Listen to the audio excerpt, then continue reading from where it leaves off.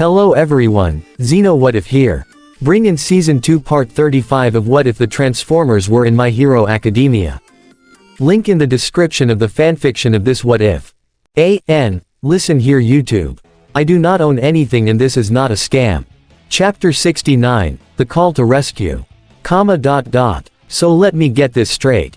You're telling me that the young miss was cavorting with alien robots for the past several months, and told none of us about it. As his lycanthropic head of security barked in his face, quite literally, Taro's smile didn't falter for a second.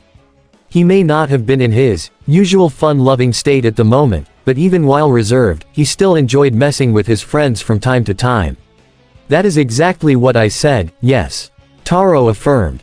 Agent Barker, Maurice, Takaru and Tony were left completely speechless, all while staring back at the two giant robots who were sticking their heads into Momo's room. Good God, Tony whispered, before her lips slowly curled into a grin, all while her giggles got louder. Hee, ha ha ha ha, oh my freaking God, this is insane. I must agree. Maurice concurred, the blue ape man approaching Prime and Windblade warily. Tell me, are you capable of calculating the laws of relativity in your minds? Or is that processors?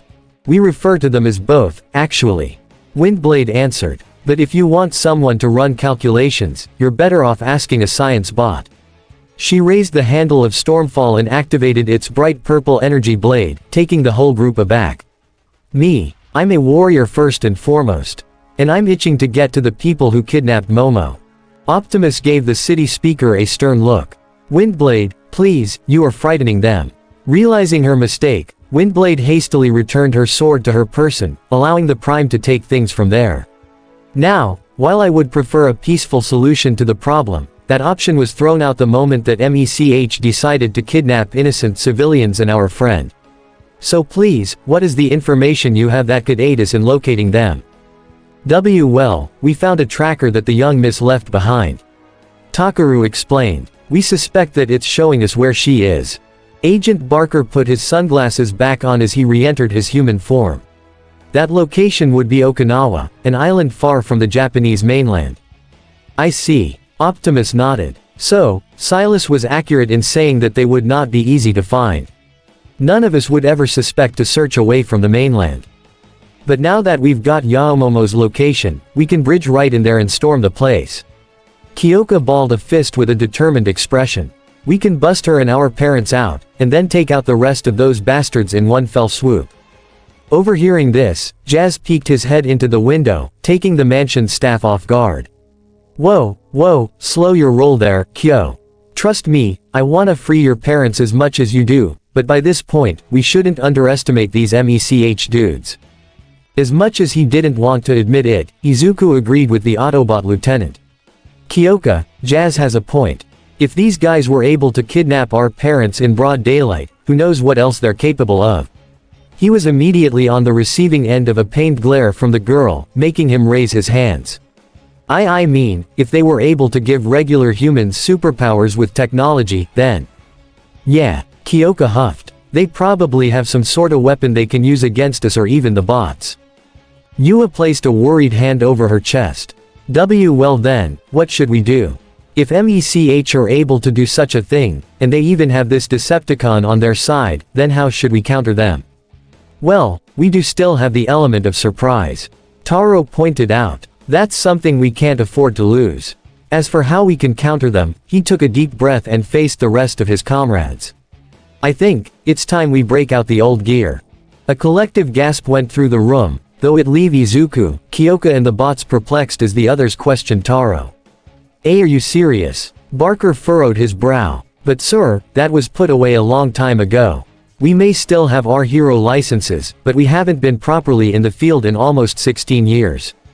Maurice scratched his chin nervously. Indeed. Not to say that we've gotten rusty, but, would it even be plausible for us to go at the same pace we once did? Taro raised his hand to the group, trying to calm them down. Yes, I know how big of a risk it is. But, I've already called my brother and he's on his way here. The looks of surprise from his staff, his friends, were plentiful. Yeah, and as you know, he's still in the hero business. It's been a long time since we were in the field, Yes, but I have faith that we can do this. Hold on a sec, slow down, I'm trying to catch up here. Kyoka interjected, getting everyone's attention. Sir, forgive me for being blunt here, but what the heck are you even talking about? Why, young lady, if you must know, Takaru gestured to himself and the rest of the group, Taro included. The master and us used to be part of a short-lived hero team back in the day. It was Kyoka and Izuku's turn to be astonished as the bird butler continued. Indeed, it may be hard to believe, but it's the truth. We, along with the master's brother, were a fairly tightly knit group known as the Avatar Rangers. Tell me, are you familiar with the Super Sentai TV series? Izuku's eyebrows rose and he smacked his fist down into his palm. Oh, yeah, I've heard of it. It's the sister show to Kamen Rider, right? Only it follows a team of transforming costumed heroes instead of just an individual. Exactly, Tony affirmed. Well, by sheer coincidence, our hero team matched a particular Sentai almost exactly, Avataro Sentai Dawn Brothers. So, we were inspired to base our look on them. She smirked over to the boys. And lemme tell ya, the Avatar Rangers were an unbeatable team back then. Probably the most fun I've ever had with these clowns. Avataro, what now? Windblade uttered, having no idea what they were talking about. What do you mean? The Oni Quirk user rolled her eyes and pulled out her phone, searching up a picture and showing her. These guys.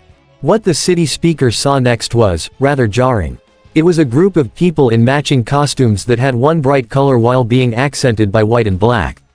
The red and yellow ones were probably the most normal of the bunch, while the blue one was bulkier and had hairy arms, the pink one had long legs and wings coming out of his back, and finally, the black one was very small and oddly proportioned with a big head, hands and feet, like a cartoon character.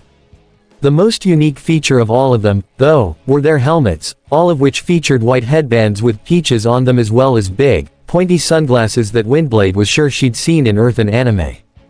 The red one's helmet had the biggest peach, the only one that was pink, and had what seemed to be a ponytail sticking out the back.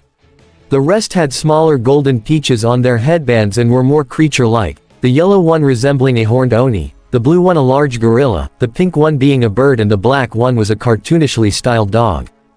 One thing was for sure, though, the aesthetic did match.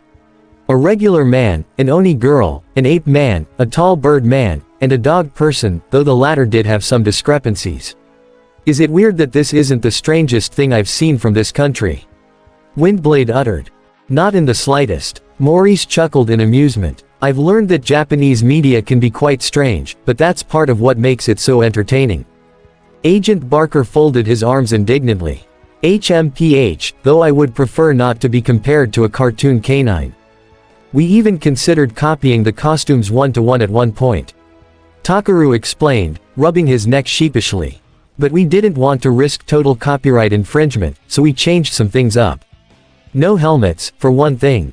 I see, Optimus peered closer to the image himself before eyeing Taro. And you said that your brother joined you on this team, correct? What was his role? The billionaire gave a short laugh and answered, well, he based himself off of the sixth Dawn brother, though he really didn't much care for our worries and just ripped a lot of the stuff from the show. Taro's nose scrunched slightly before he peered down at his watch. Speaking of which, where is he? He was supposed to be here by. Wait, do you hear that? Yua piped up, bringing a hand to her ear as a rhythmic chanting sound could be heard coming down the hall. One that was accompanied by music that got louder and louder even behind the closed door. Dora Dora Doragon. Dora Dora Doragon. Dora Dora Doragon.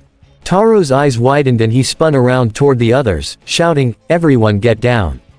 The teens were left flabbergasted as the man and his wife tackled them to Momo's rather large bed while everyone else scattered.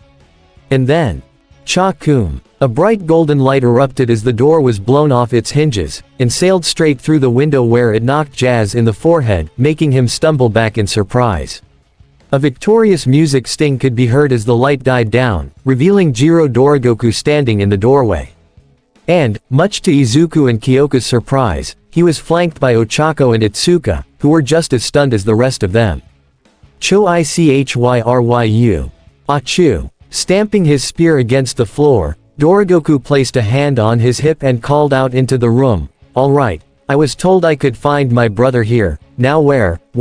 The man's voice was lost in his throat when he locked eyes with Optimus and Windblade, his jaw falling at the sight of the two Autobots. Oh my god, you girls weren't kidding. See. Itsuka smacked the man upside his helmeted head. We told you it was legit.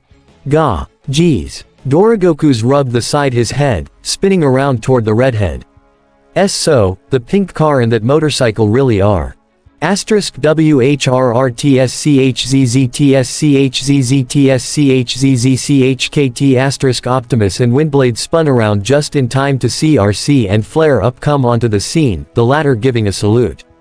Cheers, loves. The cavalry's air.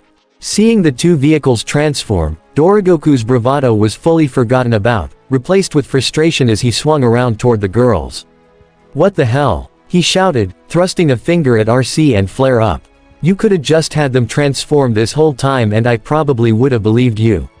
Instead you just dragged me along and expected me to go with it. What's up with that?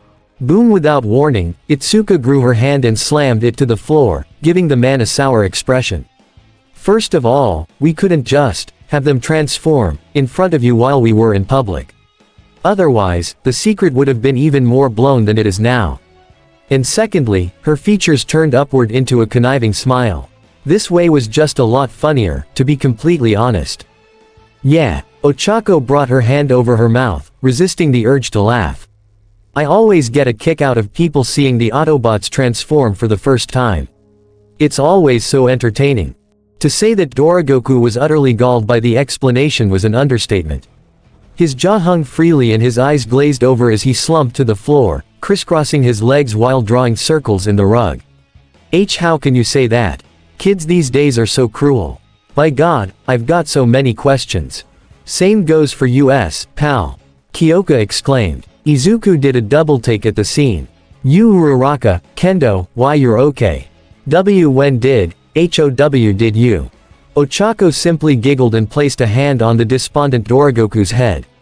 HM. This one came and saved us from that big guy just in time. And lemme tell ya, Deku, it was awesome. She raised her fists into the air, swinging her arms while describing what happened. He was all like whoosh and bam and GEKIRYUUNOMAI. That made Taro and the others all look down to the Golden Warrior. I was wondering what was taking you so long. The elder brother knelt down, placing a hand on the man's shoulder with a grin. Excellent work keeping these kids safe, Jiro. And now it was the kids and the Autobots' turn to be shocked and confused. I'm sorry, but did you just say his name was Jiro? Kyoka uttered. That's right. Reaching up to take his helmet off, the draconic warrior revealed his tanned features and wild blonde hair. His smile slowly came back and he gave the teens a thumbs up. Jiro Yaoyorozu, younger twin brother of Taro Yaoyorozu, at your service. But all Izuku and Kyoka could do was stare at him dumbfounded, their unblinking gaze shifting between Taro and Jiro. Okay, what's something wrong? Jiro deadpanned. Well, for one, how are you two twins? Izuku inquired first. Not to be rude, but, you guys don't really resemble each other. We're paternal twins. Taro clarified. I received more of my father's features while he took after our mother. He gave a cheeky grin down to his younger brother. And then he went to live in America and got so tanned that we're even more unrecognizable as twins than we were back then. Jiro stood up and wore a cocky smirk, jerking a thumb toward his chest. Hey, can't blame me that American ladies love a good tan. He puffed his chest out and held his head high. And besides, as one of America's top 5, I've got an image to uphold. And just like that, Izuku went from curious to starstruck, his eyes shining with excitement. Why you're one of America's top 5 heroes. In the blink of an eye, he was directly in front of Jiro, who doubled back in surprise. What's your rank specifically? We really only hear about Star and Stripe over here and not many other heroes, so it's incredibly awesome to see one of you in person and… Whoa, slow down, kid. Jiro pressed against Izuku's forehead. I getcha, Japan's definitely got its own hero thing going on. Can't blame ya for not hearing much from other countries' heroes when ya got so many awesome ones here. He raised his thumb toward his face. As for my rank, I'm number 4. Which isn't surprising, Jiro, given how powerful you are. Yua noted. And I'm certain you're popular with the children. The draconic warrior couldn't help but laugh at that. Ha ha ha. Oh, you bet they go ballistic about me. And I mean, he struck a dynamic pose, thrusting his spear out with his stance widened and head cocked back. Can ya blame him? Ha ha ha. Off to the side, Kyoka cringed and facepalmed. Good God, how is it that I share a name with this guy? That made Jiro do a double take. Wait, come again. HMPH, yeah, that's right. And now a lot of things are starting to add up. Kyoka crossed her arms, sticking her chin out at the man. My name's Kyoka Jiro, and I'm a close friend of your niece. Once could even say we're best friends. You're kidding. Jiro blinked before breaking out into a laugh. Ha, no way. And she didn't even tell you about me, even though my first name is your last name. Ha ha. That's honestly hilarious. Ha ha. Kyoka, however, grimaced. Yeah, and I'm kinda starting to see why she asked to call me by my first name once we started hanging out, too. It'd probably be awkward for her to call me by her uncle's name and all. Yeah, makes sense to me. Jiro affirmed before putting on a stern expression. Speaking of which, his gaze drifted toward the Autobots outside. While I'm still coming to grips with all of this, if what you girls said is true, then these guys will help us, right? Itsuka gave a single nod. They will, but we have to do it fast. Agent Fowler and Detective Tsukauchi can only buy us so much time before we have to get back to the station. The red-headed karate girl looked up to Prime as well. They're keeping our parents distracted with questions, but I get the feeling that they won't be able to do it for long. Indeed, so if we are to put this plan into motion, it must be soon. Optimus concluded, his optics moving toward Taro and his staff. However, we must know your decision, Mr. Yaoyorozu. Are you and your team willing to bring out your hero gear once more, to save your daughter? Tightening his lips, Taro's eyes went to those of his friends one by one, Barker, Maurice, Tony and Takaru, all of whom gave affirming nods. That answer should be obvious, Optimus Prime. He tightened a fist as his eyes flashed red. Yes, we are. Another laugh escaped Jiro's throat as he rested an arm across his brother's shoulder. Ha ha, that's great to hear, Urk. All of a sudden, the man's disposition changed, along with his eyes and hair to a cool blue and silver respectively. Now with a hard glare and clenched teeth, he pointed at his brother accusingly as his hair fell over his eyes. But know this, ya bastard. If you can't let your other self out as willingly as I can, then you'll be useless out there. Don't hold back, got it? Ah, Torbolt. Taro deadpanned. Good to see you're still around, too. Needless to say, many in the room were taken aback, though the staff and Yua weren't fazed by it in the least. Wait a nano click. Windblade spoke up. What just happened? His appearance changed along with his mood. What's going on here? Taro cleared his throat with an awkward cough, moving away from his brother as the silver-haired man cracked his neck. Ah, yes, I haven't explained that yet. You see, as twins, we share a lot of things, including something that came with our quirks, alternate personalities. He glanced down to his brother, who by this point was crouched down like an animal. Usually, Jiro's a pretty laid-back person. But his quirk, Kinetic Storm, had the side effect of him developing this more violent personality. It's what we refer to as the Toradora effect. Ha, that's incredible. Izuku gasped. I've heard that some quirks can alter your mind in some ways, but I don't think I've ever heard of any that go that far. Kyoka raised a brow to the Jiro, who had a wild-eyed stare while growling constantly. Okay, so if your brother becomes more beastly, then what about your other personality? Well. Taro was interrupted when his wife answered for him, wearing a big smile as she slid in next to her husband. He's a complete and utter ham. Why Yua, please. The man bowed his head, clasping his hands together. I'd like to keep some semblance of dignity. Darling. Much to his chagrin, Taro was met with one of the most intimidating stares he'd ever received from his wife, the woman staring down at him in disappointment. What is more important at this point? Your dignity or our daughter's life? The latter. He squeaked out. Yua's smile came back instantly. Good. Then allow me, she gestured to her dejected husband while he hung his head in shame. You see, my husband's quirk is called, Destructive Doppelganger. But really, we all just call him Momotaro, for short. Izuku and the girls were surprised to hear that name. Momotaro. They echoed. Taro slumped forward in defeat. Yes, that's where Momo got her name from. I've kept my other self in check for some time, repressing him deep into my mind. Mainly because it'd be unbecoming of me as an important figurehead to display such uncouth behavior. He reached out and grasped Yua's hand, the two sharing a smile. But, as a way to remember him, we named our daughter Momo, a baby born as sweet as a peach. OOOHH. Ochako cooed, clapping her hands together. That's so sweet, but wait, if this Momotaro is as destructive as you say, then how have you been able to keep him in check? Well, it involves a lot of trips to the countryside to let out steam. Taro's eyes flashed red briefly, making him double over. Gah, but now, he's itching to get out and do some damage. The man's features, however, were etched in frustration. It's just, I'm afraid. Momo's never seen him firsthand. She knows about him, but, I fear she may think less of me if she sees what I'm really capable of. Optimus leaned his head in, catching Taro's attention. Sir, while I understand your concern, I do not believe Momo would think any less of you. He craned his head down slightly. Admittedly, I have only recently become acquainted with the human concept of family, but from what I have learned, it is that if she truly values you as her father, then she will not care what you are like. I believe that is referred to as unconditional love. Prime raised his head back up, locking his optics on Taro. So, what do you intend to do?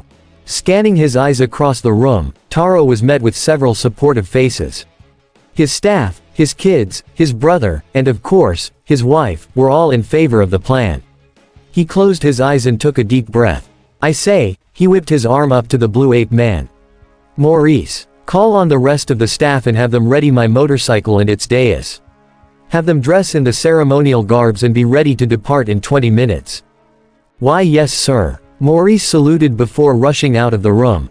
John. Taro thrust his hand to his head of security. Find our old costumes and bring them up at once.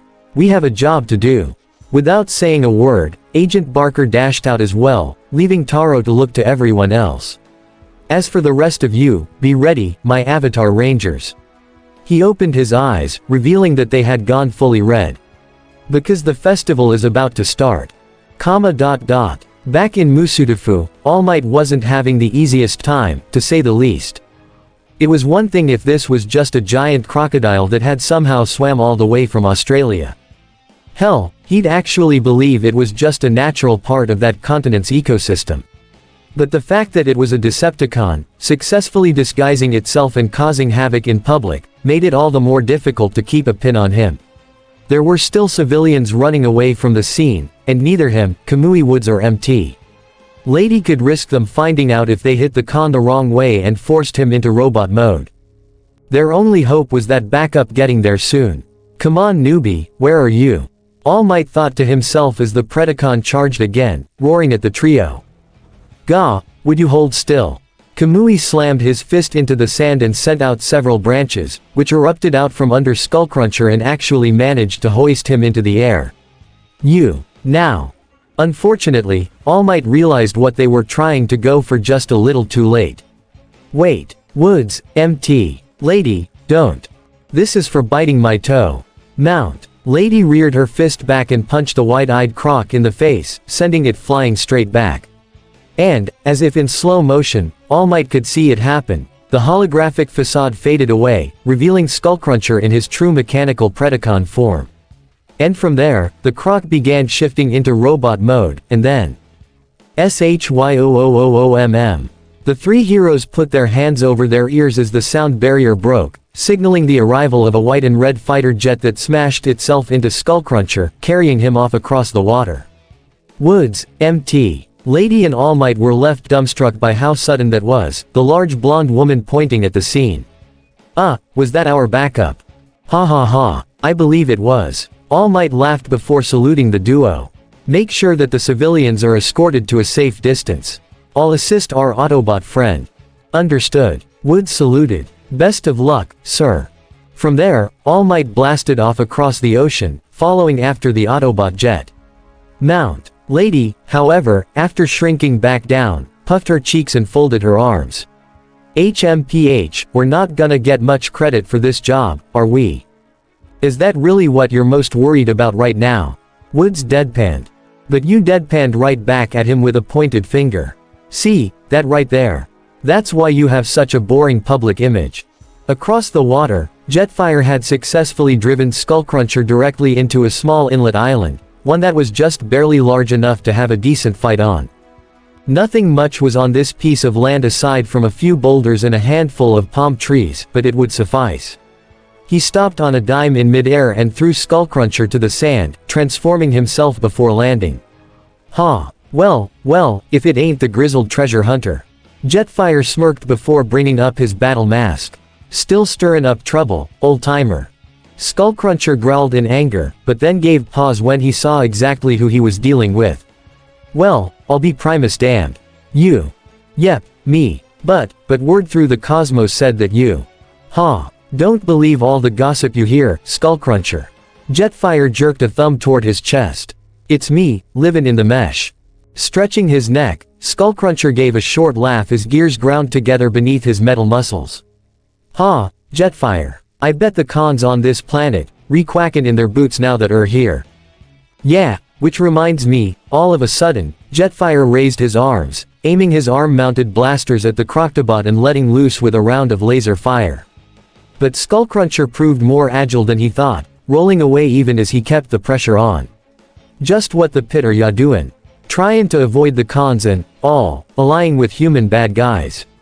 Doesn't sound like what the grouchiest treasure hunter in the galaxy would do. With a loud hissing roar, Skullcruncher bellowed, beast mode. And transformed, taking to his crocodile mode once again. Grah, not my decision, it was the kids. RAAAAHH.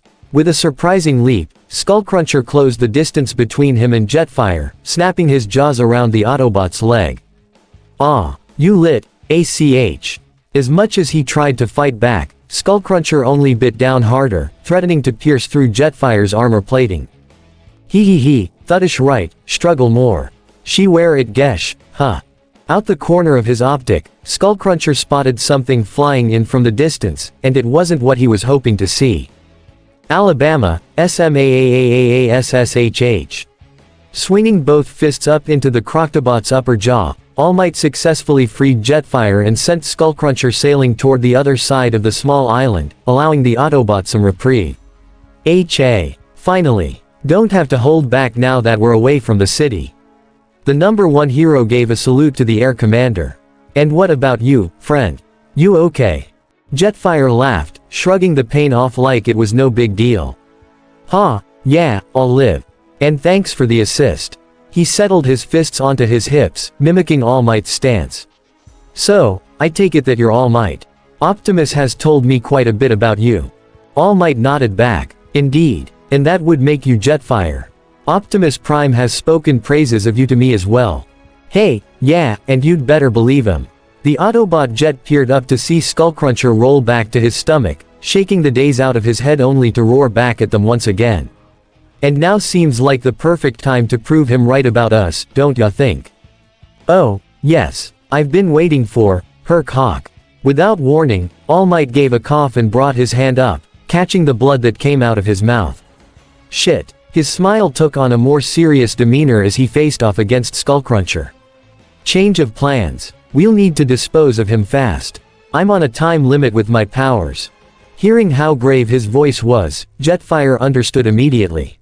Ah, yeah, Prime mentioned something about you not being able to use your powers for long. He sent the hero a thumbs up. Don't worry. With the two of us, Skullcruncher should be no problem. The Croctobot sneered at the comment. You'd like to think that, wouldn't you? Grah AHH. Barreling head first toward the duo, Skullcruncher opened his maw, ready to bite down again. I'll devour both of you. Starting with you, Mr. Hero. Sorry, I'm not into that. All Might smirked. But I can tell you what I do like, and that's making fools out of bad guys like you. Jumping backwards, the blonde hero put more distance between himself and the Predacon, ushering Jetfire to join him. Come on, let's play a little game called, Follow the Leader. Jetfire merely gave a shrug, activating his thrusters to follow suit. Why not? I'm assuming you've got a plan, right? Oh, indeed. From there, follow the leader, turned into a game of cat and mouse as All Might and Jetfire led Skullcruncher on a wild goose chase across the small island, making him trek across nearly every centimeter of the sandy atoll. Eventually, All Might could tell that with his growing frustration, Skullcruncher was also getting quite worn down, and at points would just flail wildly and blindly whenever he got in close. Perfect, he's desperate. Time to cinch the deal. You seem tuckered out, Decepticon. Ready to throw in the towel. All Might teased. Ha, ha, says the fleshling, who's been avoiding me the entire time. Skullcruncher bellowed back. What even is your game here? All Might wagged a finger at him with a sly smirk. Ah, but that's just it, isn't it?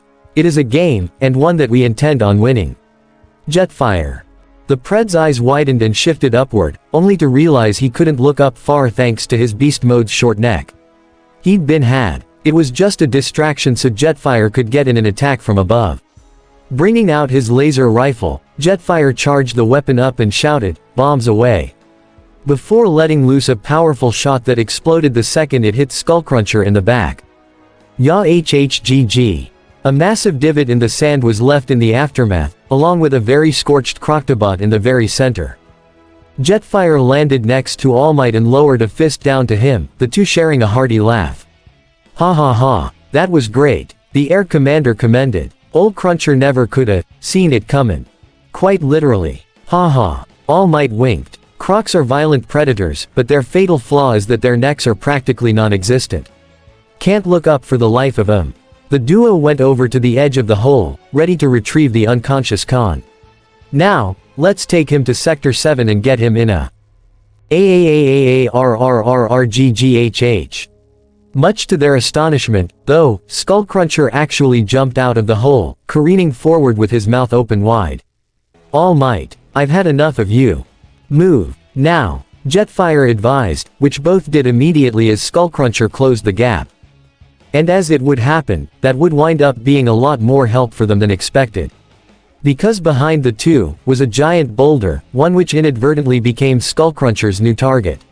One snap of his jaws later and crack. The Croctobot's optics shot open as an intense pain spread across his body from his mouth to his tail, accompanied with a high-pitched whine that coursed through his very being.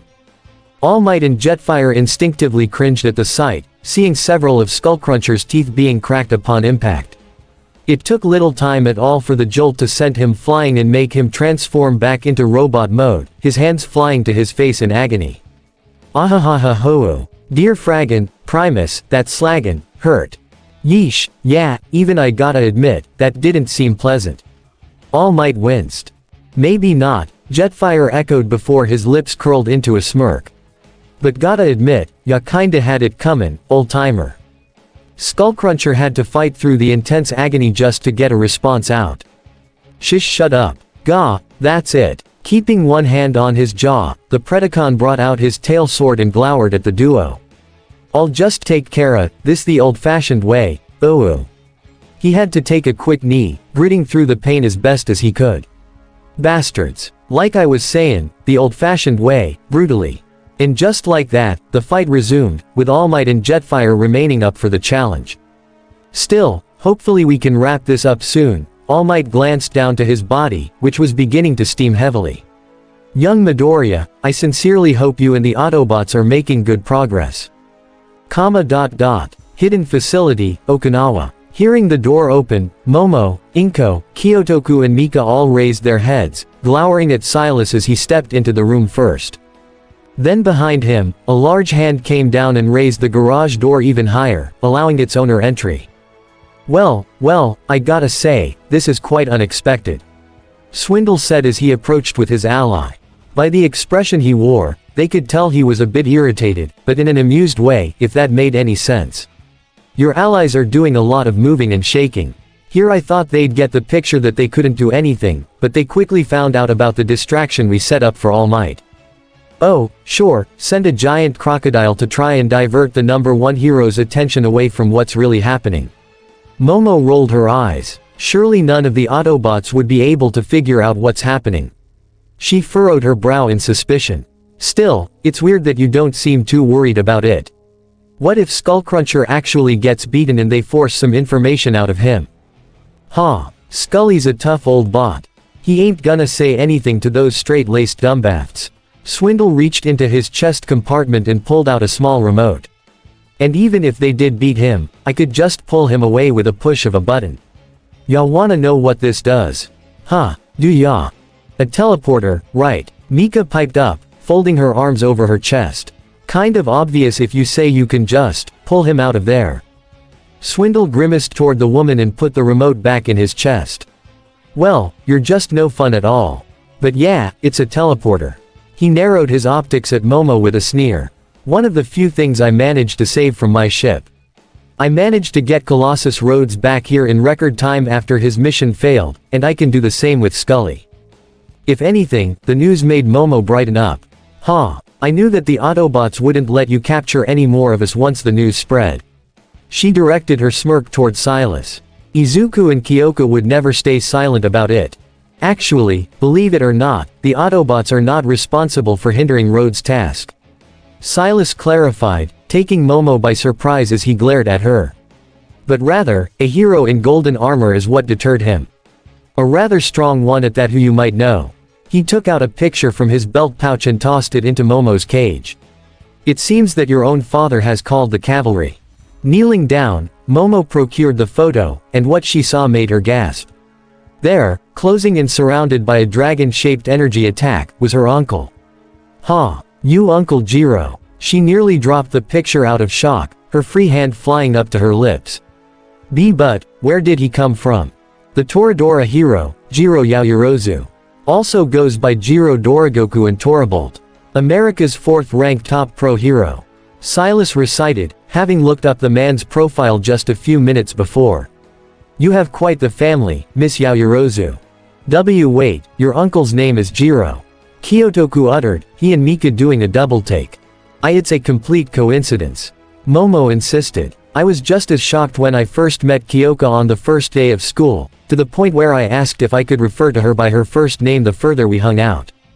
An amused hum passed Silas's lips as he went over and snatched the picture out of Momo's hand.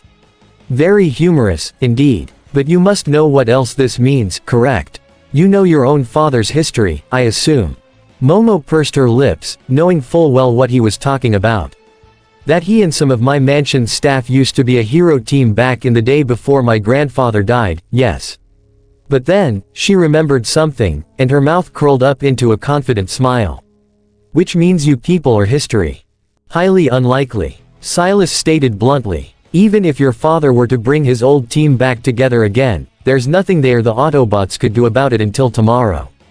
He wore a sly grin as he added the last part, and by then, we'll be ready for the CHYOOM*WA, what? The man's gloating was cut short when, from out of nowhere, a massive vortex opened up behind the cages, startling the adults while Momo wore a victorious smile. And no. Swindle backed away in horror. This is impossible. How did they? You really should thoroughly check your captives when you bring them in. Reaching down into her shirt, Momo procured a tiny device the size of a pea from her bosom, one that was flashing with a tiny red light. Swindle and Silas could only stare at the device in shock, all while Momo smirked triumphantly. Because you never know what they may be hiding. Silas was absolutely beside himself by that point. You cheated. You knew no one would search you there.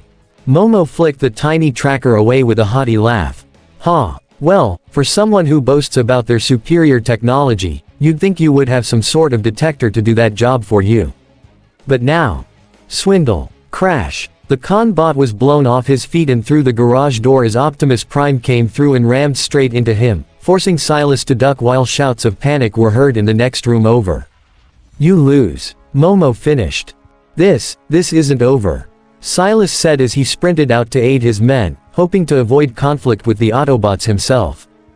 But Momo simply shook her head. Oh, I doubt that. Peering behind her shoulder at the sound of approaching engines, the young woman watched as almost the whole Autobot team came charging in on foot, shouting vengefully all the while. Bulkhead led the charge with flare up, Strongarm, Sideswipe, Sunstreaker and leaping over the cages after him and toward the battle much to the amazement of Inko and the Gyros. Erizar flew in overhead and Springer transformed into his helicopter mode on the way in, joining her in the fray. This is as good as over, the creation user concluded. Come on, Autobots. Bulkhead encouraged, arming himself with his laser cannon on one arm and a wrecking mace on the other. Let's wreck and rule. I'm all for that, Bulk. Springer agreed, launching Sabak and Fangblade out to cause some havoc on their own. Through another doorway, Nanosec, Angry Archer and Professor Sutton came charging out, the latter already riding powdered sugar. Ah, L-like, what the hell is going on? She exclaimed.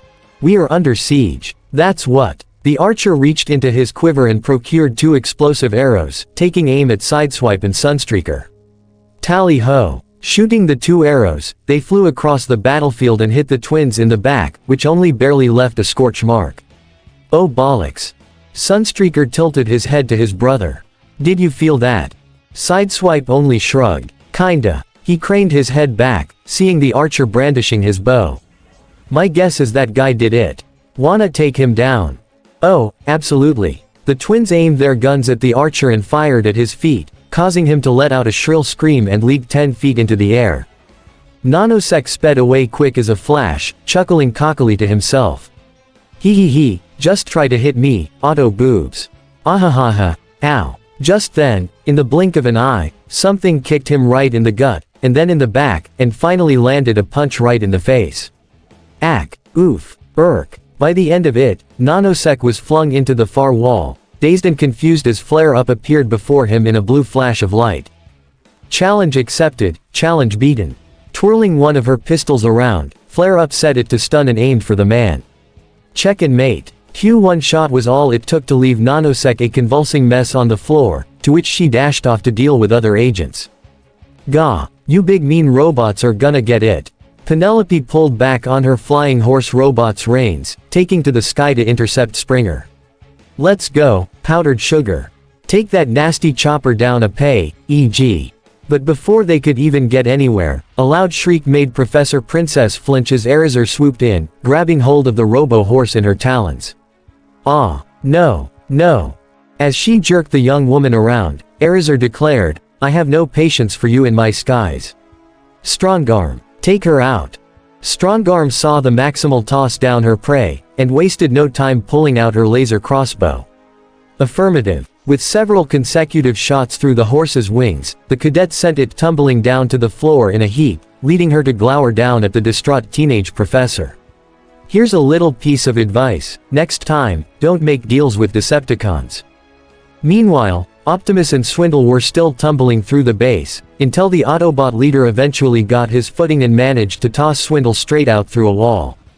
They were in a heavily forested area, so thankfully there were no civilians, which gave Prime the opportunity to bring out his Energon axe.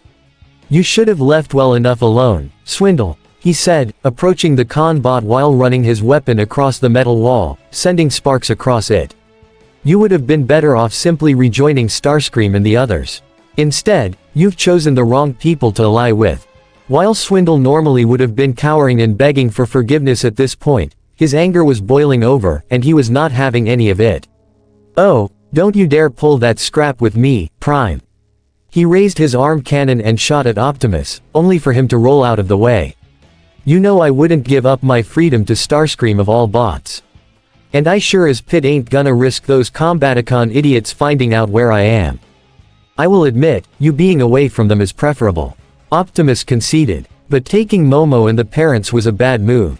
Oh yeah, well how do you like this move? He reached into his chest compartment and pulled out a disc-shaped device, tossing it between himself and Optimus before taking his remote back out, his thumb hovering over the button. Skullcruncher, to me. Click. In a split second, the disc lit up and a flash of light erupted, teleporting the Croctobot there in an instant.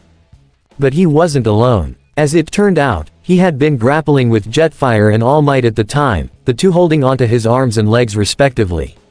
Needless to say, all three were taken aback. What's going on? All Might blinked. How the pit did we, oh. Jetfire noticed Prime in seconds, and sent him a wave. Hey Optimus. We were just wrapping this up. mind telling us what's going on? Not much. Optimus narrowed his optics toward Swindle, who now realized that he was in very deep slag. Just making sure Swindle learns his lesson, huh? The sound of chopper blades alerted the Autobot leader to a large helicopter lifting up into the air, and its weapons systems seemed trained on him. Silas. Back inside with the prisoners, Windblade, RC, Bumblebee and Jazz had just come in through the ground bridge, the former bringing out her sword and shouting, "Everybody down. Do as she says." Momo instructed as well, following her guardian's orders before Inko and the Gyros did the same. With a single clean swing, Windblade cleaved off the tops of their cages with her blades, sending them clattering to the floor. Ha. Yes. Nice entrance, wah. Without any warning, Windblade reached down and scooped Momo up into her hand, bringing her up in a relieved embrace. "I was so worried about you." In one fell swoop, Momo was practically being smothered, the city speaker hugging her tightly against her chest. "I promise I won't ever leave you by yourself again." Windblade. "I'm suffocating," the heiress screamed. "Oh, sorry." Bringing her charge out of the crushing hug, Windblade set her down and lowered her head down so they were looking eye to optic. But I'm really, truly sorry. This wouldn't have happened if." Raising her hand, Momo shook her head with an understanding smile. "No, you stop right there. Listen, Windblade, I know that you're probably feeling bad right now, but there was nothing you could do, not while I was at home." She reached out and placed her hand upon Windblade's cheek reassuringly. "I'm safe now, though, and you've got nothing to worry about now, okay?" Despite still being frustrated with herself, Windblade couldn't help but admire the optimism her partner displayed, and she gave a relenting sigh. I suppose you're right. Still, the job isn't done, not by a long shot." She craned her head toward the other cages, watching as Jazz, RC and Bumblebee helped out the Gyros and Inko respectively. "Is everybody here all right?" With hysterical laughter, Kyotoku held his head as he himself was being held in Jazz's hand, still in utter disbelief. Ha. Are you kidding? I'm doing better than all right. This is freaking phenomenal. I must say, this is a first. Mika noted, smiling up to RC who reciprocated in kind. Being rescued by giant, alien robots. Never would have imagined. This is so much to take in. Inko breathed out as Bumblebee lifted her up. But right then and there was when she noticed something about the bot. The prominent vehicle mode parts on his feet and chest were distinctly familiar. In fact, they belonged to the same yellow VW Beetle that dropped her son home every day after school. She met B's optics and her countenance grew rather stern, much to his surprise. "Brian." Bin winced, glancing down to Momo briefly who could only shrug back. "ZRKT, guilty as charged, ma'am," he replied, rubbing his neck sheepishly. Inko stood up in his hand, balling her fists as she shouted, "I knew it. I thought it was so strange when Izuku started being brought home by a young man with such a vintage car. You and Izuku did such a good job at hiding it, too. I can't believe I fell for it." By that point, she started going on a full mumble fest. "I should have asked more questions like why he was coming home so late every day, how he was improving his quirk he only just discovered so quickly, I'm such a ditz." While Inko rambled on, Kyotoku had recognized Jazz's own vehicle mode parts as well, raising a brow up to the bot. So you're the one who drops Kyoka off every day." Hey, yeah, got me." Jazz gave a nervous and cheeky grin. "But please don't be too hard on your girl for this. She only kept the secret 'cause we asked her to." Well, be that as it may," Mika folded her arms, "I still feel it's necessary to." There. All of a sudden, a loud shout brought their attention to the doorway, where several armed MECH agents with guns and taser batons came running in. "There's the escapees. And the other bots. Incapacitate them before the bigger ones come back." Windblade scowled at the group. "Hey, good luck with that." She craned her head down and advised, "You all might wanna cover your ears." The humans followed her suggestion while she smirked back to the MECH agents. "You've only experienced Wave 1. Now it's time for Wave 2. She reached up to her comlink and called in the reinforcements, "Everybody, now. BW00000MMM. Through the ground bridge came an absolutely massive sonic pulse that left the MECH agents writhing in pain, their hands flying up to their heads trying to drown it out. Once they'd dropped all of their weapons, though, that's when things really ramped up. Leaping through the portal first were Izuku, Ochako and Itsuka, all of them in their hero gear and making a mad dash for the operatives while belting out angry battle cries. "You people are gonna pay." Izuku belted out. Izuku," Inko exclaimed, worried as she watched her son charged in. "Oh, my gosh. Wait," Kyotoku and Mika peered back through the portal. "Then that means..." Sure enough, next came Jiro Dorigoku on his cloud hoverboard, and he had Kyoka on as a passenger. The earphone jack user was keeping the pressure on her sonic wave attack, making sure none of the agents got any reprieve. "Get in closer to these assholes, Jiro," she barked. "You got it, Jiro." Dorigoku gave a thumbs up while laughing and swinging his spear at the agents. "Ha ha ha, this is great." The sight made Momo elated, but also cringe in the worst possible way. "Oh god, they found out already." "Yep, sure did," Jazz chuckled. "But ya know what else that means, right? Grau uughh. Momo let out a gasp and whirled around as something careened in over her head, and once it landed, she went slack-jawed.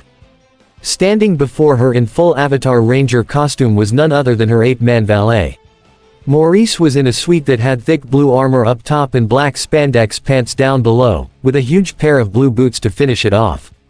His arms were still exposed, as was his head, but adorning his face were a pair of big, curved sunglasses and a white headband with a golden peach on it. He peered back to the astonished Momo and bowed politely. "Bonjour, madam, we're here to help." Momo nearly doubled back in shock. Maurice, what in the world are you wearing?" A laugh escaped the blue ape man as he reached up and caught an incoming MECH agent, slamming him into the ground casually. "Ha, isn't it obvious? You know we used to be heroes, right? Well, this is what we wore. And here I thought it was just my dummy of an uncle who wore spandex." Just then, a strong hand rested on Momo's shoulder, making her jump a little before realizing who it was.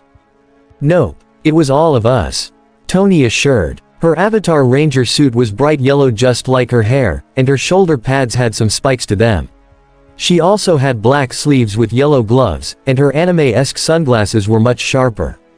Otherwise, the team's armor was clearly made to match. From the identical the headbands to the thick, black stripe down the center of the torso with thinner white lines bordering it. "Now, ya might wanna step back. Maurice." All set up. Maurice brought the agent up again, right as Tony brought her club up to smash it across the man's head, sending him flying. "Woo, now that's a home run. Grr, would you please focus?" Stalking his way through the portal was Agent Barker in his lycanthropic form, and he was just as decked out as the others. However, his ranger suit lacked sleeves and boots altogether, allowing his canned paws to be free for slashing. Also, his sunglasses were much more jagged down the sides. "We're here to take the young miss back, not, what?"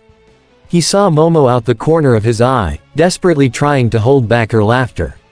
"What exactly is so funny, young lady?" Momo snickered, but tried to be as polite as possible. I'm sorry, Agent Barker, but you just do not make that suit work at all." Pursing his canine lips, Barker slumped his shoulders and sighed. "Blame your father. He's the one who insisted on these costumes back in the day." Now, flexing his neck to the side and popping some muscles, Barker lowered himself to all fours to charge into battle. "Let us take care of these idiots." Flying through the portal came a flash of pink, which came to a halt in midair. "I hear that, Johnny." Takaru saluted, and his appearance was probably the most jarring to Momo, namely because he had his hair styled into a big, pink mohawk. His own sunglasses were also lined around the edges to resemble bird wings, and of course, his pants were longer to accommodate his legs. But his pink boots were made to accommodate his bird feet, meaning there were 3 toes and an elongated heel.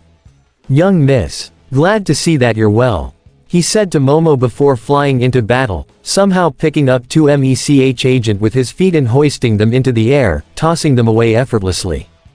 "I am incredibly confused right now," Mika uttered, shifting her gaze toward Momo. "I thought your family was supposed to be these high-class entrepreneurs." "Well, it all depends on who you ask," Momo admitted cheekily before eyeing the Autobots. But what are we waiting for? Let's get in there and help. But Windblade stopped that idea on the spot. That's a hard no. You've already been through enough tonight, young lady. You aren't going anywhere near that. Boom. All at once, a powerful energy pulse spread out through the entire room, the epicenter being from the huge skirmish itself. Bodies were sent flying all around, with Izuku and the others careening toward the Autobots, along with a few scattered MECH agents as well. The group landed on the hard floor, though Izuku nearly slammed back first into one of the cages. That is, if it hadn't been for Bumblebee catching him at the last second. My baby. Inko crawled her way across Bumblebee's hands as he brought them together, allowing her to reach out and touch the sides of his helmet.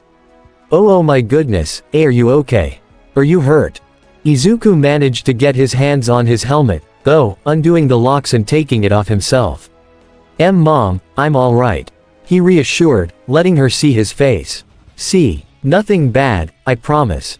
Placing a hand on her chest, Inko breathed out in relief. Good. But just then, she snapped her hand back up and gave him a hard pinch on the cheek, making him shout in pain. But you have a lot of explaining to do, mister. Lying to your mother, keeping this whole thing a secret.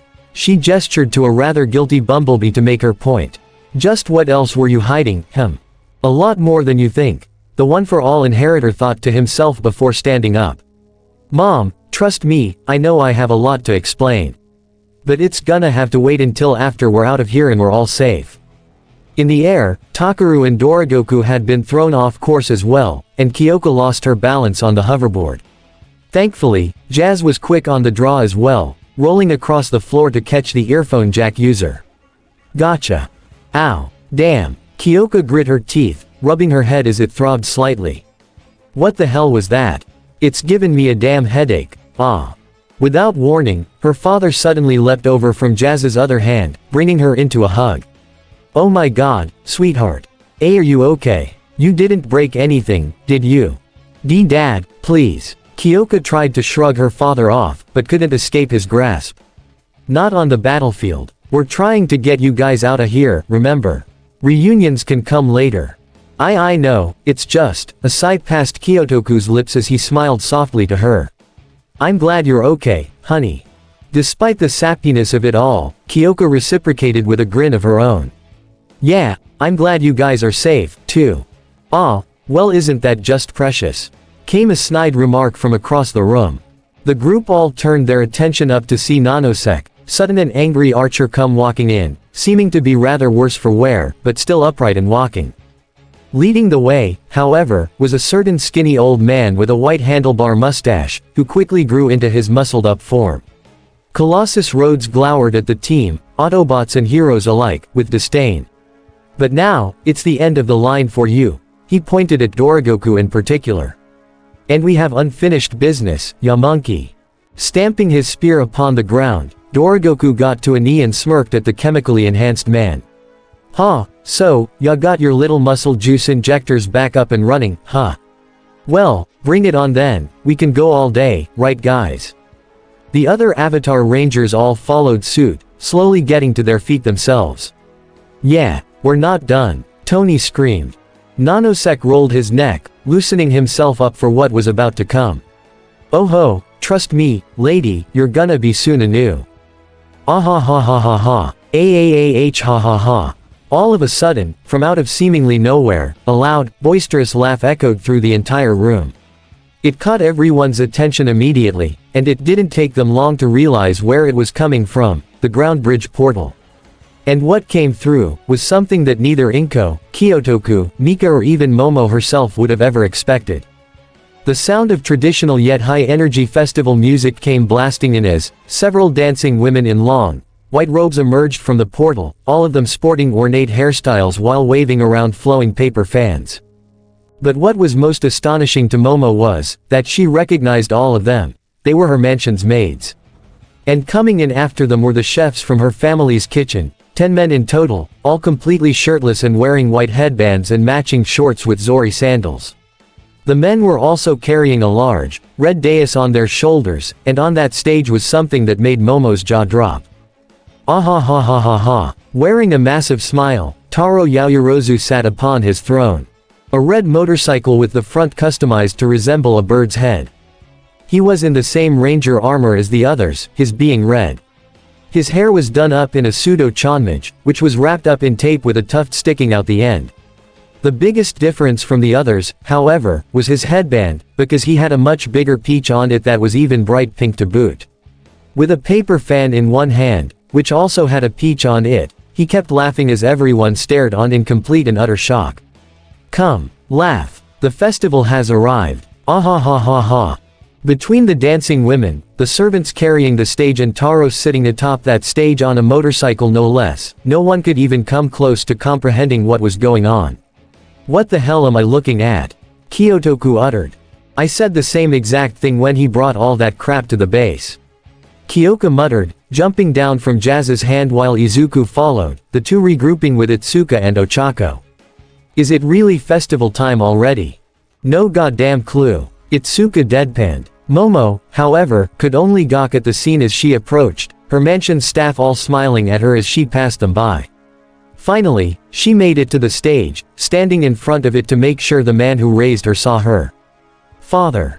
Taro's smile widened from ear to ear as he jumped off his motorcycle, did a flip through the air, and landed in front of her, spreading his arms out wide. Ah ha ha ha, my darling, you're safe. Bringing her into a hug, the man's energetic tone disappeared for just a moment as he whispered, "Thank God," into her ear. Is this really your other self?" Momo whispered back. Pulling back, Taro seemed to stare at her quite seriously for a moment, only for him to go back to laughing just a second later while fanning himself. Ha ha ha, indeed, and let me tell you, your mother will be thrilled when we get back. But first, we must defeat those who stand before us. Turning toward his team, Taro snapped his fan closed and used it to point down at them. Ah, this is just sad. Come my Avatar Rangers. On your feet. Declare yourselves. He nudged his chin toward the other UA. Students. You as well. Come, join us. The teens were left utterly confused. What's he talking about? Kyoka asked.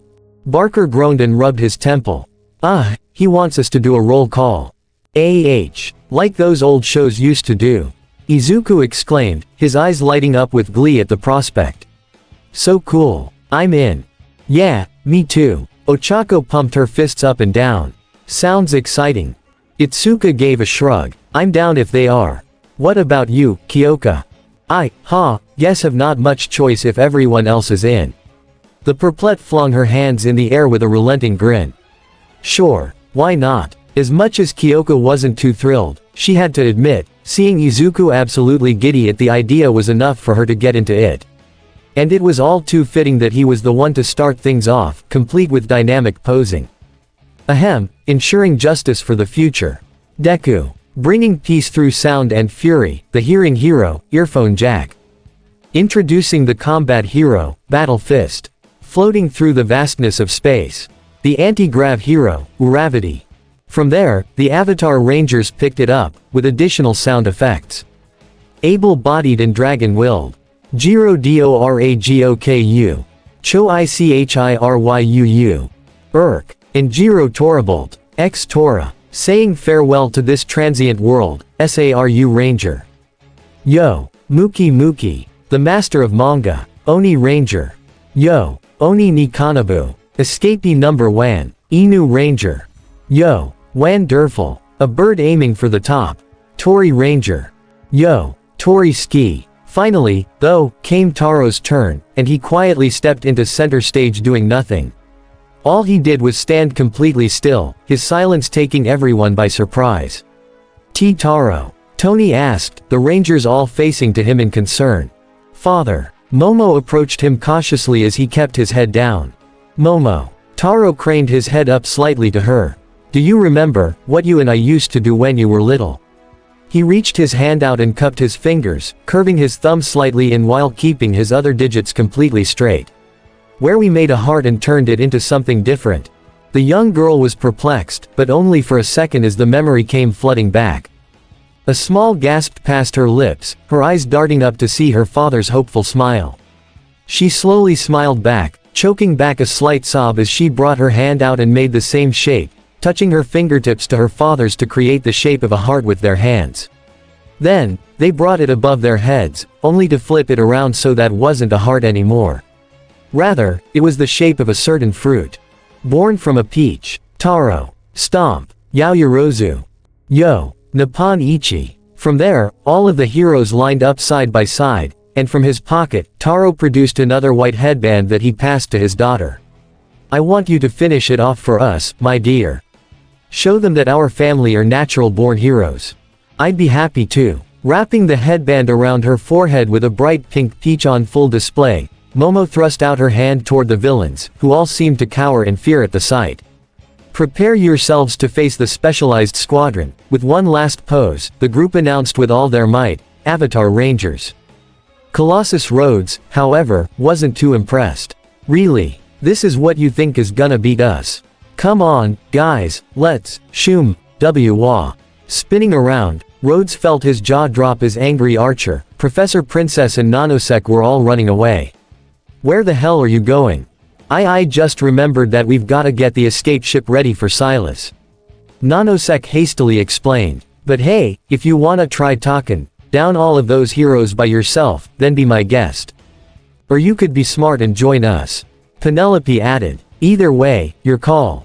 Angry Archer waved back without even looking. For now, we shall call this a tactical retreat. Fare thee well. Get back here, you pansies. Rhodes stomped indignantly. Don't you dare leave me here, Aloe. Hey. Like clockwork, the rest of the MECH agents all beat a hasty retreat as well, sprinting out of the room as if their lives depended on it.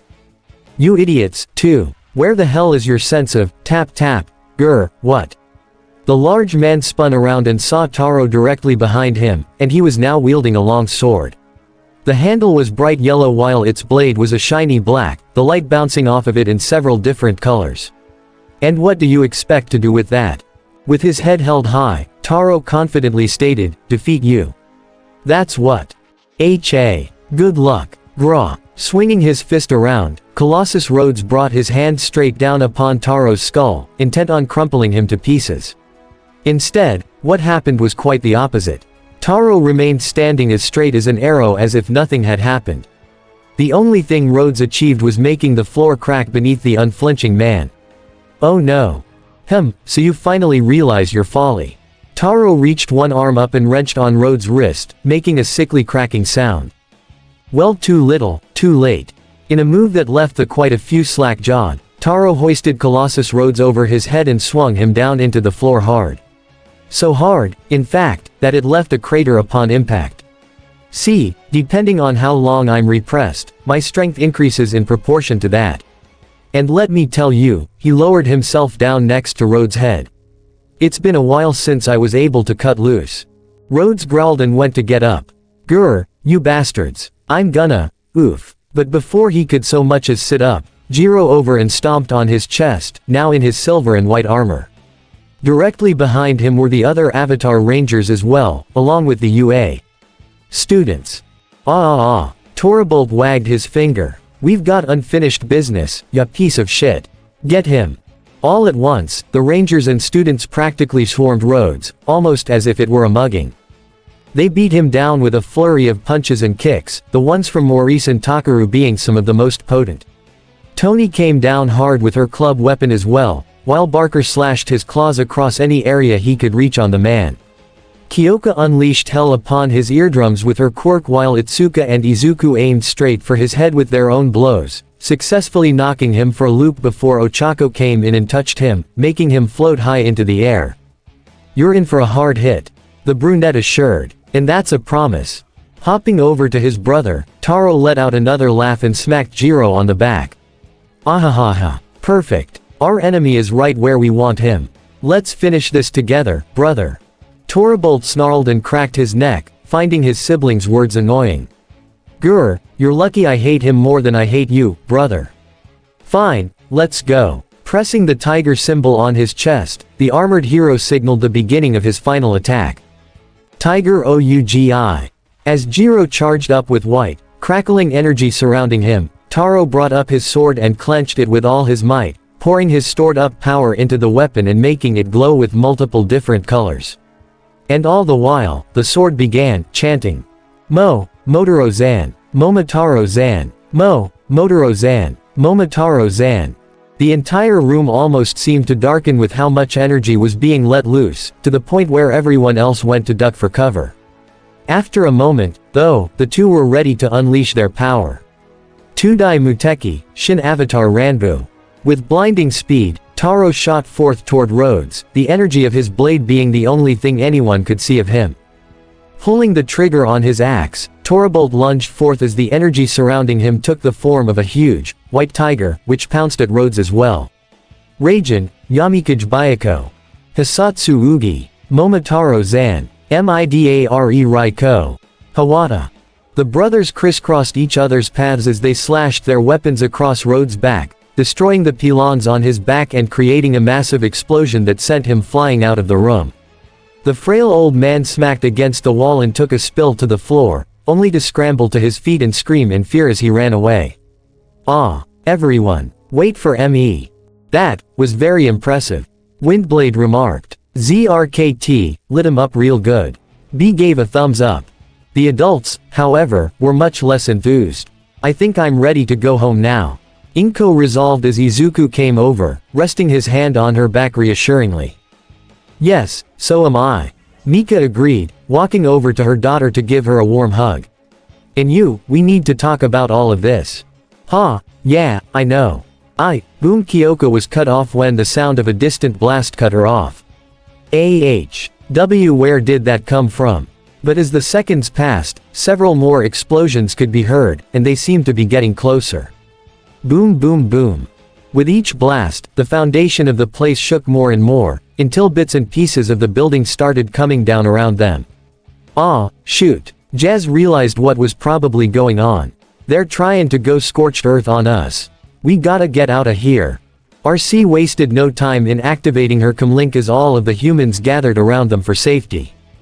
Red, we need pickup. Now. On cue, the ground bridge reopened and the pink Autobot hastily ushered everyone to go through. Come on, let's go. Move, move, move. Once all of the humans were through, RC, Jazz, Bumblebee and Windblade jumped through the vortex themselves, leaving the building to collapse as the ground bridge closed. Prime, this is RC. The objective is secured, we're headed home. Back outside, meanwhile, Silas smirked as the missiles he shot took the entire structure down, all while the Autobots could do nothing but watch. First rule of combat, never leave the enemy with the spoils. Out the corner of his eye, he could see the MECH transport ship come flying up from its hidden location in the nearby woods, which he took as his cue to leave. Swindle. If you wish to fight another day, I suggest you pull back for now, he said through his chopper's onboard speaker. My thoughts exactly, pal. Swindle agreed as Silas flew his helicopter into the massive transport ship. The Con-bot set his optics upon the Autobots across the way, only to be met with all of them aiming their weapons at him and Skullcruncher. Not to mention that All Might was there as well, however, he seemed a lot worse for wear. Though I get the sense that none of you will let us leave without a fight. You're damn right. All Might raised his fist. Now, get ready to learn what it really means to be plus, poof, ultra, huh. Just like that, the number one hero's body finally gave out, returning to his skinny form. Dang it. Optimus briefly glanced down to his friend. Worry not, All Might. He has nowhere to go. The Autobot leader and his troops kept their weapons concentrated on the Con duo. He cannot fly, after all. Yeah, now put her hands up where we can see 'em, ya couple of scraffies. Jetfire demanded. Swindle rolled his optics, but strangely complied with the demand, as did Skullcruncher. If you insist. But just so you know, with a flick of his wrist, Swindle brought his remote back out and quickly pressed the button, setting his other hand on Skullcruncher's arm at the same time. Flash. The Autobots were taken aback when a flash of purple light erupted from where they stood, with Sideswipe, Sunstreaker and Springer even shooting at them when it happened. But unfortunately, it was too little, too late, as Swindle and Skullcruncher reappeared in the MECH transport's open entry hatch with arrogant smirks. A good businessman always keeps an insurance policy. The Con-bot finished. No. Bulkhead aimed his cannons up at the ship, the other bots following suit. They're gonna get away. The team let loose with a barrage laser fire, but to their shock, all of the blasts rebounded in several different directions off of seemingly nothing. What the scrap? It would seem to be a force field. Eraser noted. I could see the rippling effect as the lasers bounced off. Jetfire whipped his head toward his leader. Sir, permission to head after him. The Prime, however, shook his head. No, it would not be wise. Human settlements would undoubtedly notice if we give chase.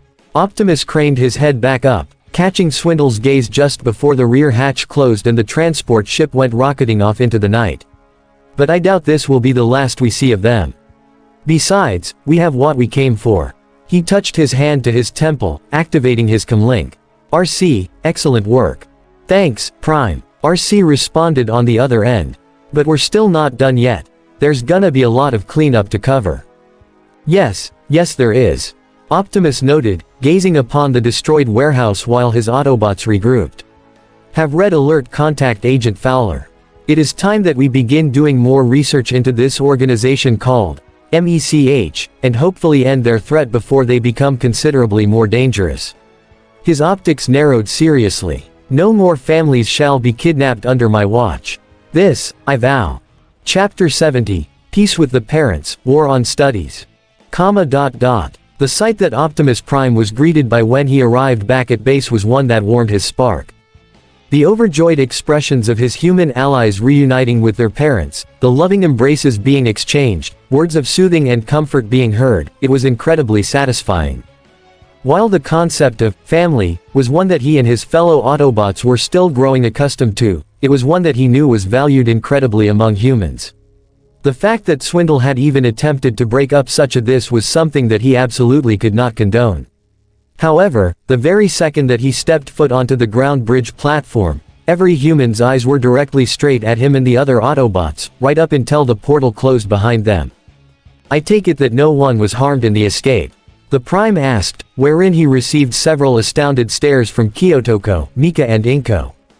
It was Izuku who answered with a shake of his head. Nope, everyone's fine, Optimus.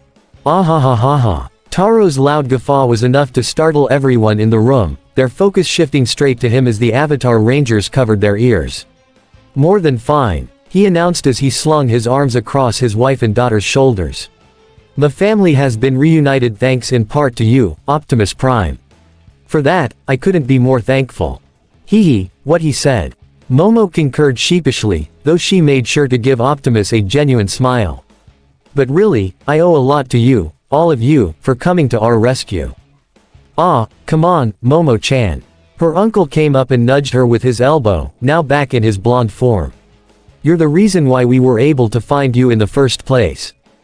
Kyoka nodded in agreement. Oh, hell yeah, your quick thinking with those tracers really came through. The Perplet glanced over toward the younger Yaoyorozu brother. Ain't that right, Jiro? Oh, you know it, Miss Jiro. That earned a loud groan from Momo as she slumped to her hands and knees, her head hanging low in embarrassment. MMMPPH.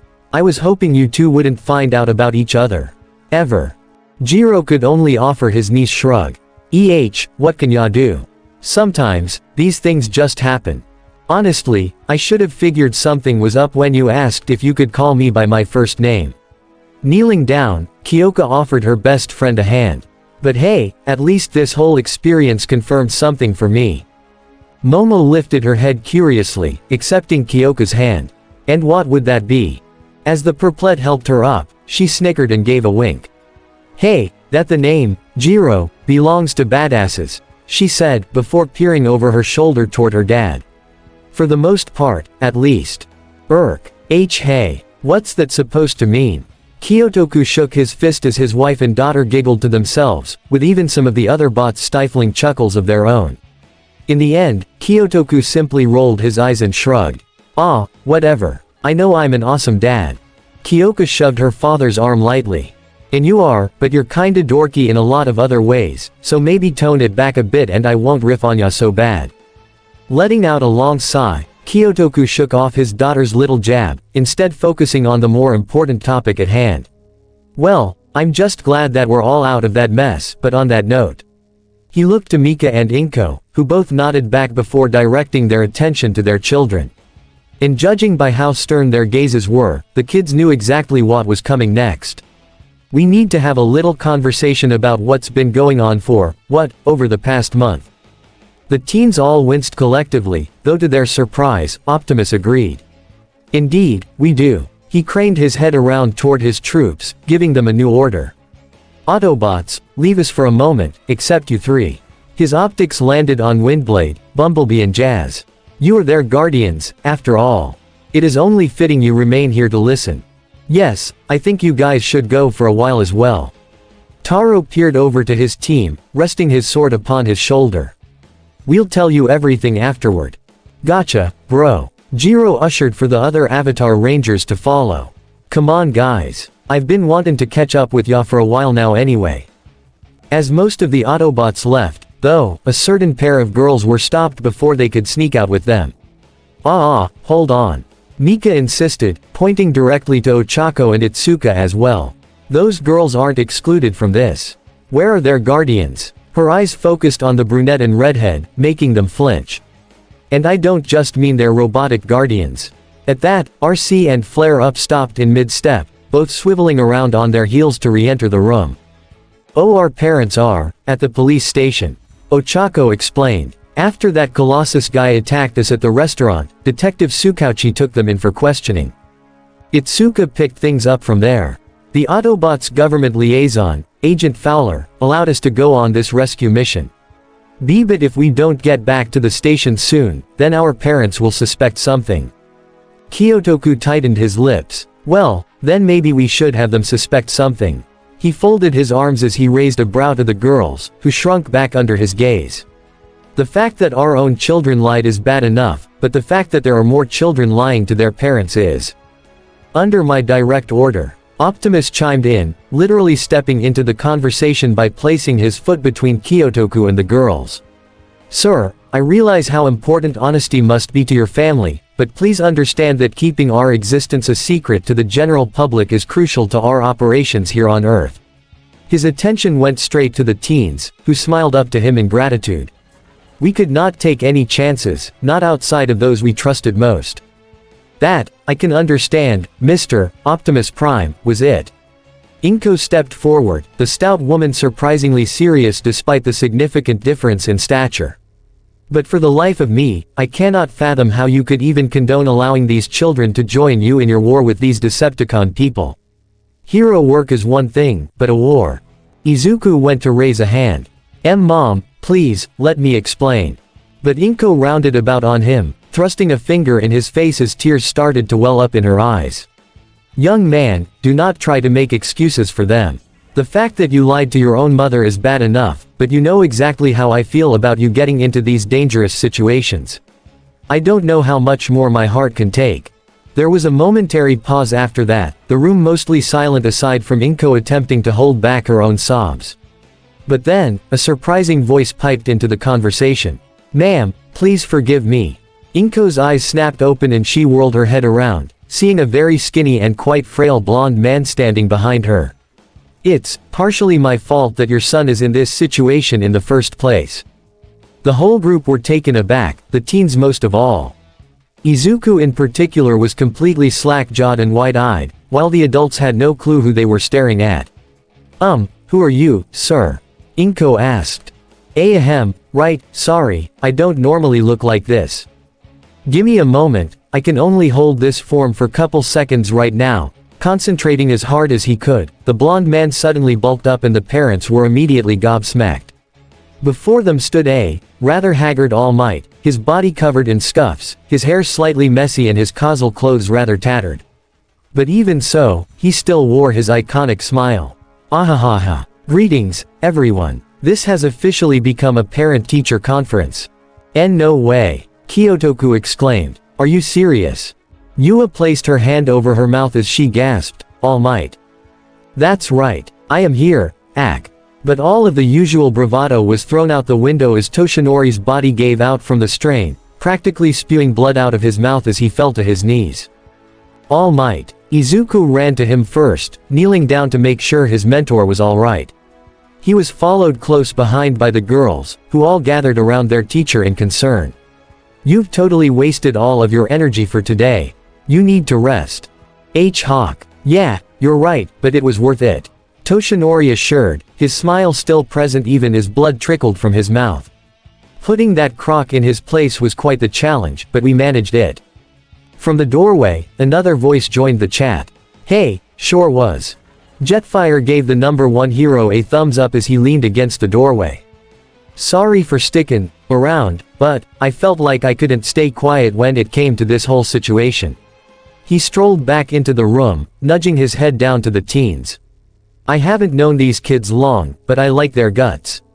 They've shown bravery that not many other species have shown in the face of the Khan threat. And for that, I respect and vouch for him. Bumblebee pointed at Jetfire and reiterated the sentiment. ZRTK, yeah, what he said. And now, just hold on a second. Kyotoku waved his hands, trying to slow things down a bit.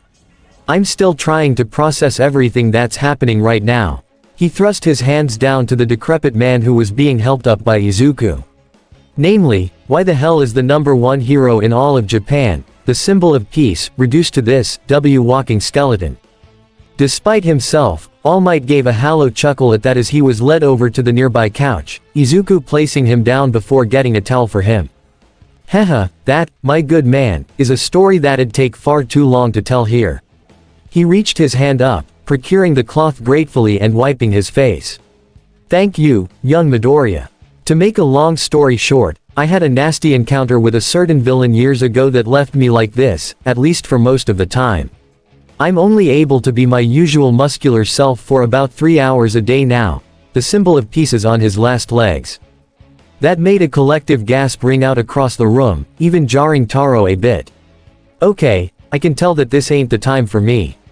In a split second, the man's eyes changed back to his usual black, signaling his personality change. Huh, so what you're saying, All Might, is that your career is coming to an end. Exactly, but there's no need to worry. The country will be in safe hands when I do retire, and long after that as well. Toshinori craned his head back toward Inko, bowing to her. Which is where I should explain something to you, Mrs. Midoriya. Or rather, we should. Izuku winced and rubbed his neck, which made Inko all the more worried. Izuku, have you been keeping more secrets from me than just this? She gestured toward Bumblebee, the yellow bot, buzzing sheepishly. Well, not completely. Izuku lied through his teeth. All Might had prepared him for a situation like this, and their plan was clear: explain everything while keeping one for all a secret. What I said was true. My quirk really did come late.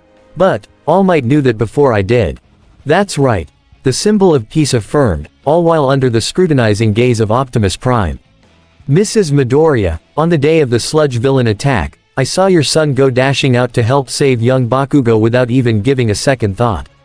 I knew that he must have been something special, but imagine my surprise when I approach him and come to learn that he thinks he's quirkless.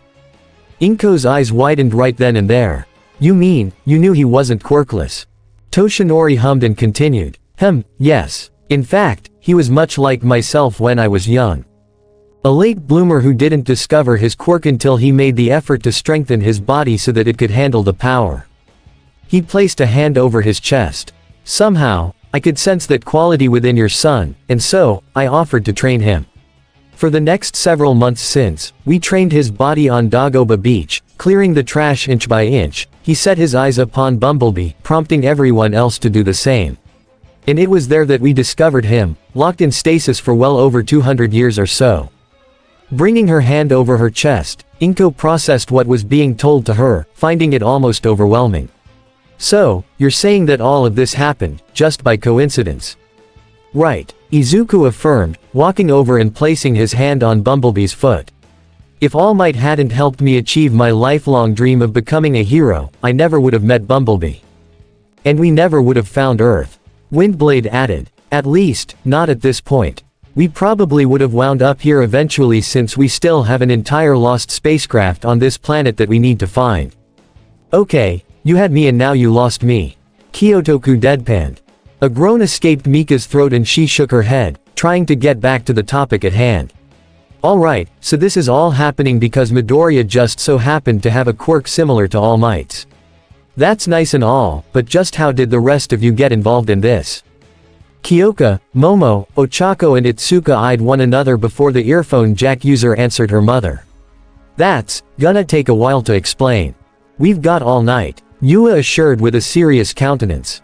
Now please, start from the beginning. It certainly took a while, just as Kyoka had said. About 45 minutes to be precise, but they managed to do it. The teens told their parents every single event that led to their discovery of the Transformers.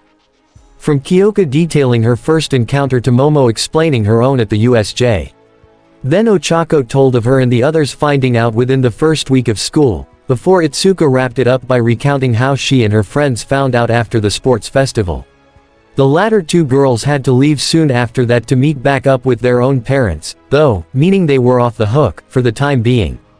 All in all, it was a lot for the adults to take in, but they listened to the children recount everything to them. Dear Lord, Taro breathed out after their stories concluded. That is quite the tale, to be sure. Mika, however, was quick to point something out to Optimus. You know, for someone who wants to keep their activity on this planet a secret, you people are really good at getting yourselves found out. We have been told, Prime uttered with a slight grimace. Izuku cleared his throat and garnered the adults' attention again.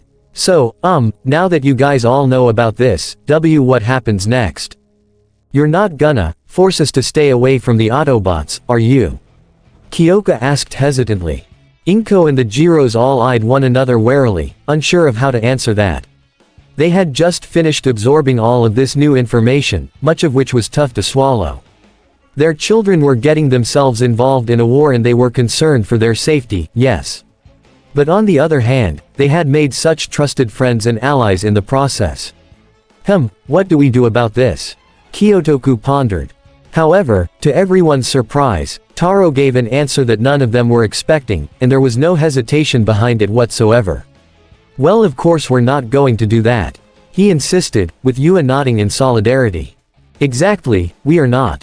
Yua's gaze hardened toward her fellow parents. After all, at this point, what would be the point?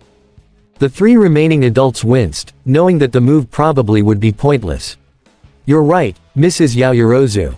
Inko concurred. Our children are far too involved with the Autobots to fully separate them.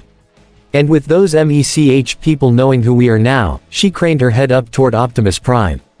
Do you think they'd try coming after us again? Highly unlikely. Optimus shook his head. Doing so would be redundant. They know that you know about us now, and thus they will likely assume that we are keeping a vigilant watch over your families to be certain they will not strike you again. Well, I guess that's somewhat of a relief.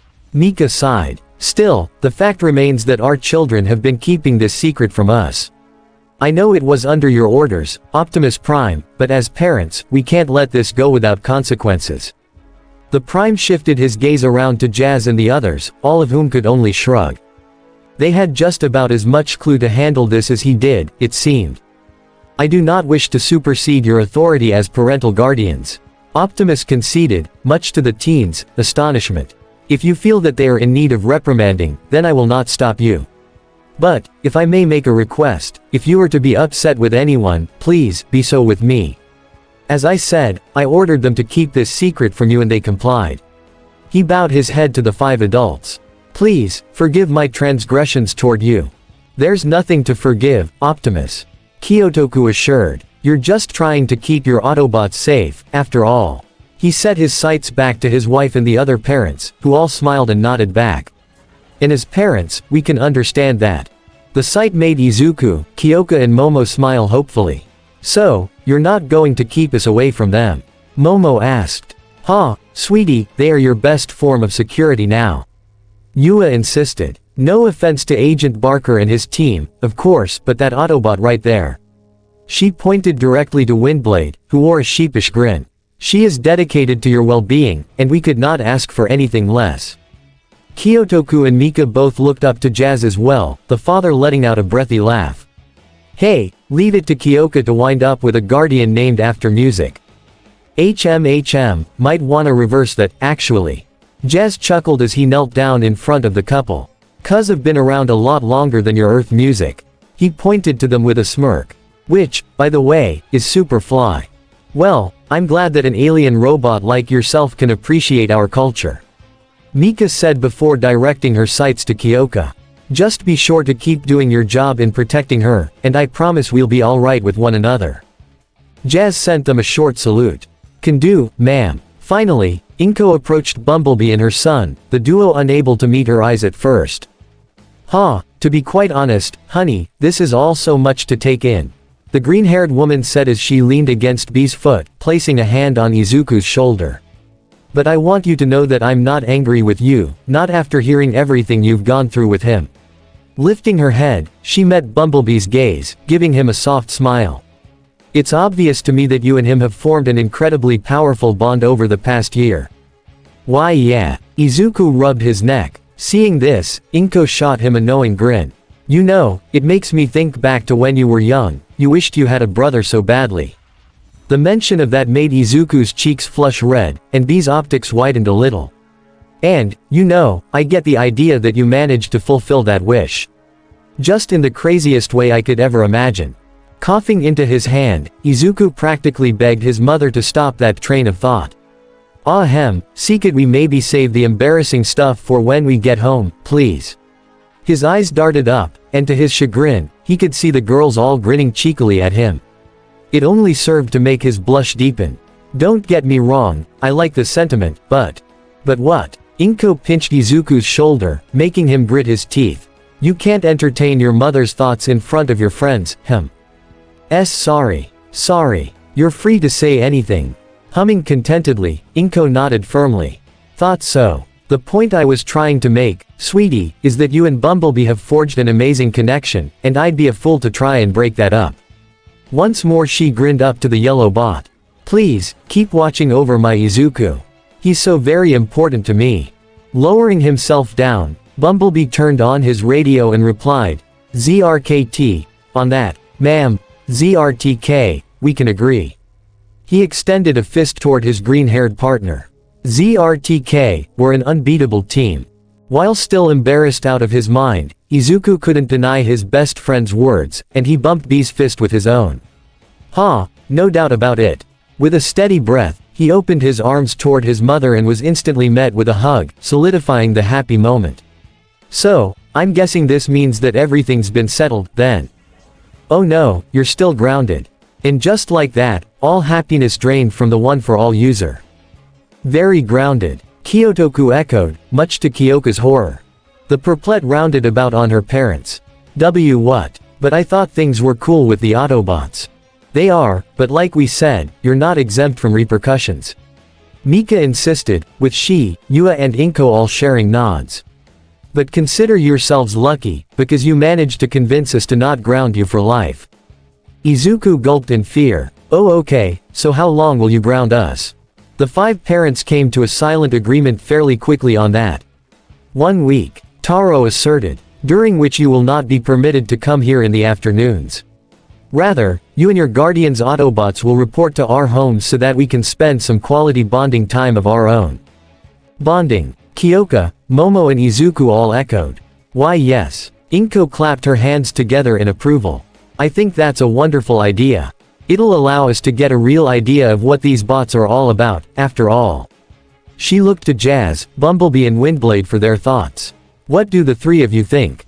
Sound good. The bots shared a brief glance before sharing their own support as well. Honestly, I think it's a pretty good one. Windblade concurred, smirking down to the astonished teens. It's a lot better than you all being grounded for life, anyway. A week of this is getting off pretty easy in comparison. Despite their grievances, Izuku and the girls couldn't deny that. Alright, we'll go along with it. Kyoka groaned. But I'm not gonna be happy about it. No one said you had to, sweetheart.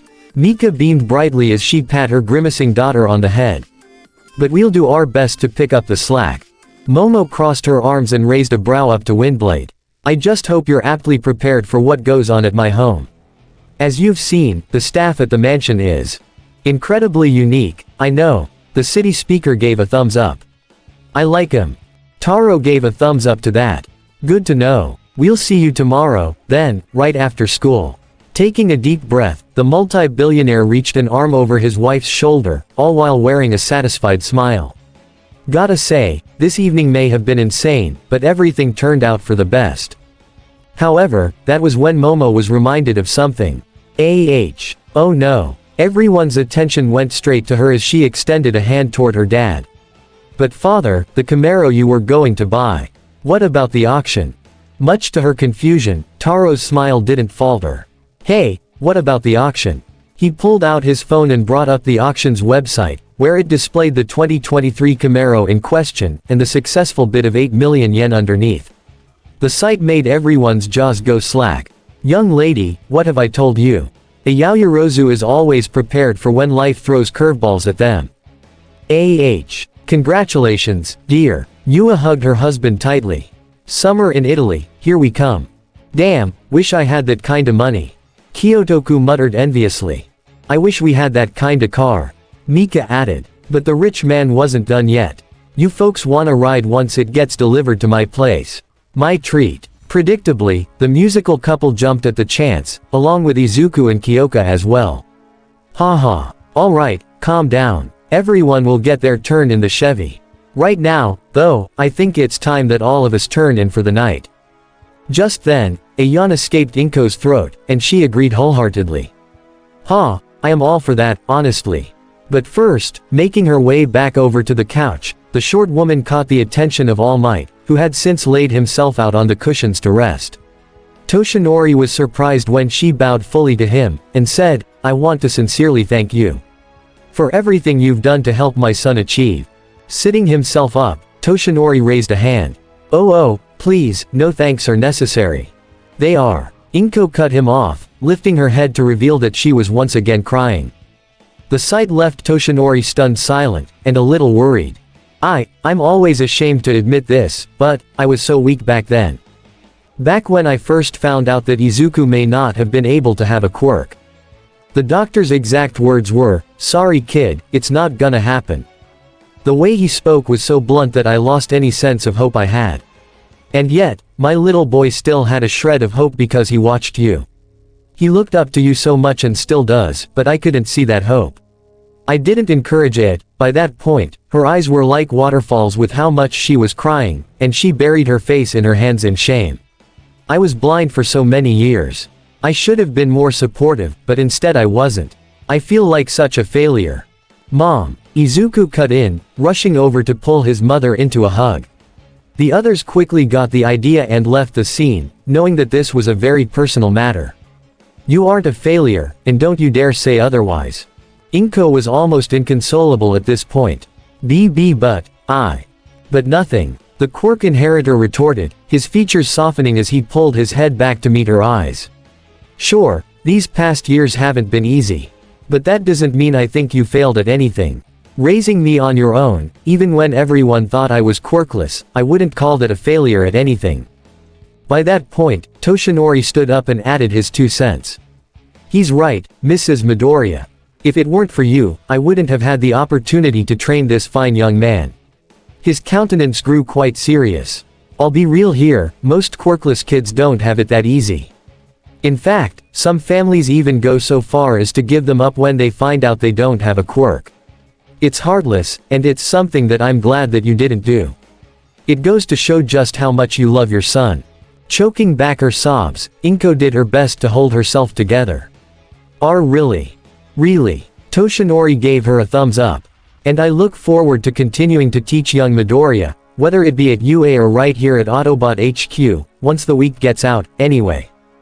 That managed to make Inko laugh a little as she wiped the tears away from her eyes. Fair point. But yes, please, All Might, continue to help my son with his quirk and with his hero studies. Like I said, he idolizes you more than anyone else, and I'm sure you of all people can help him be a fantastic hero. Placing a fist over his chest, Toshinori swore to it. I'll do my best, Mrs. Midoriya. Inko. The woman asserted. I prefer people call me Inko. That managed to take the blonde man aback, clearing his throat sheepishly. Oh of course, Inko. With a final nod, the green-haired woman added, also, if you need him for any reason, feel free to stop by and pick him up. No more needing to meet up in secret, okay? Actually, that sounds perfect. I'll keep that in mind.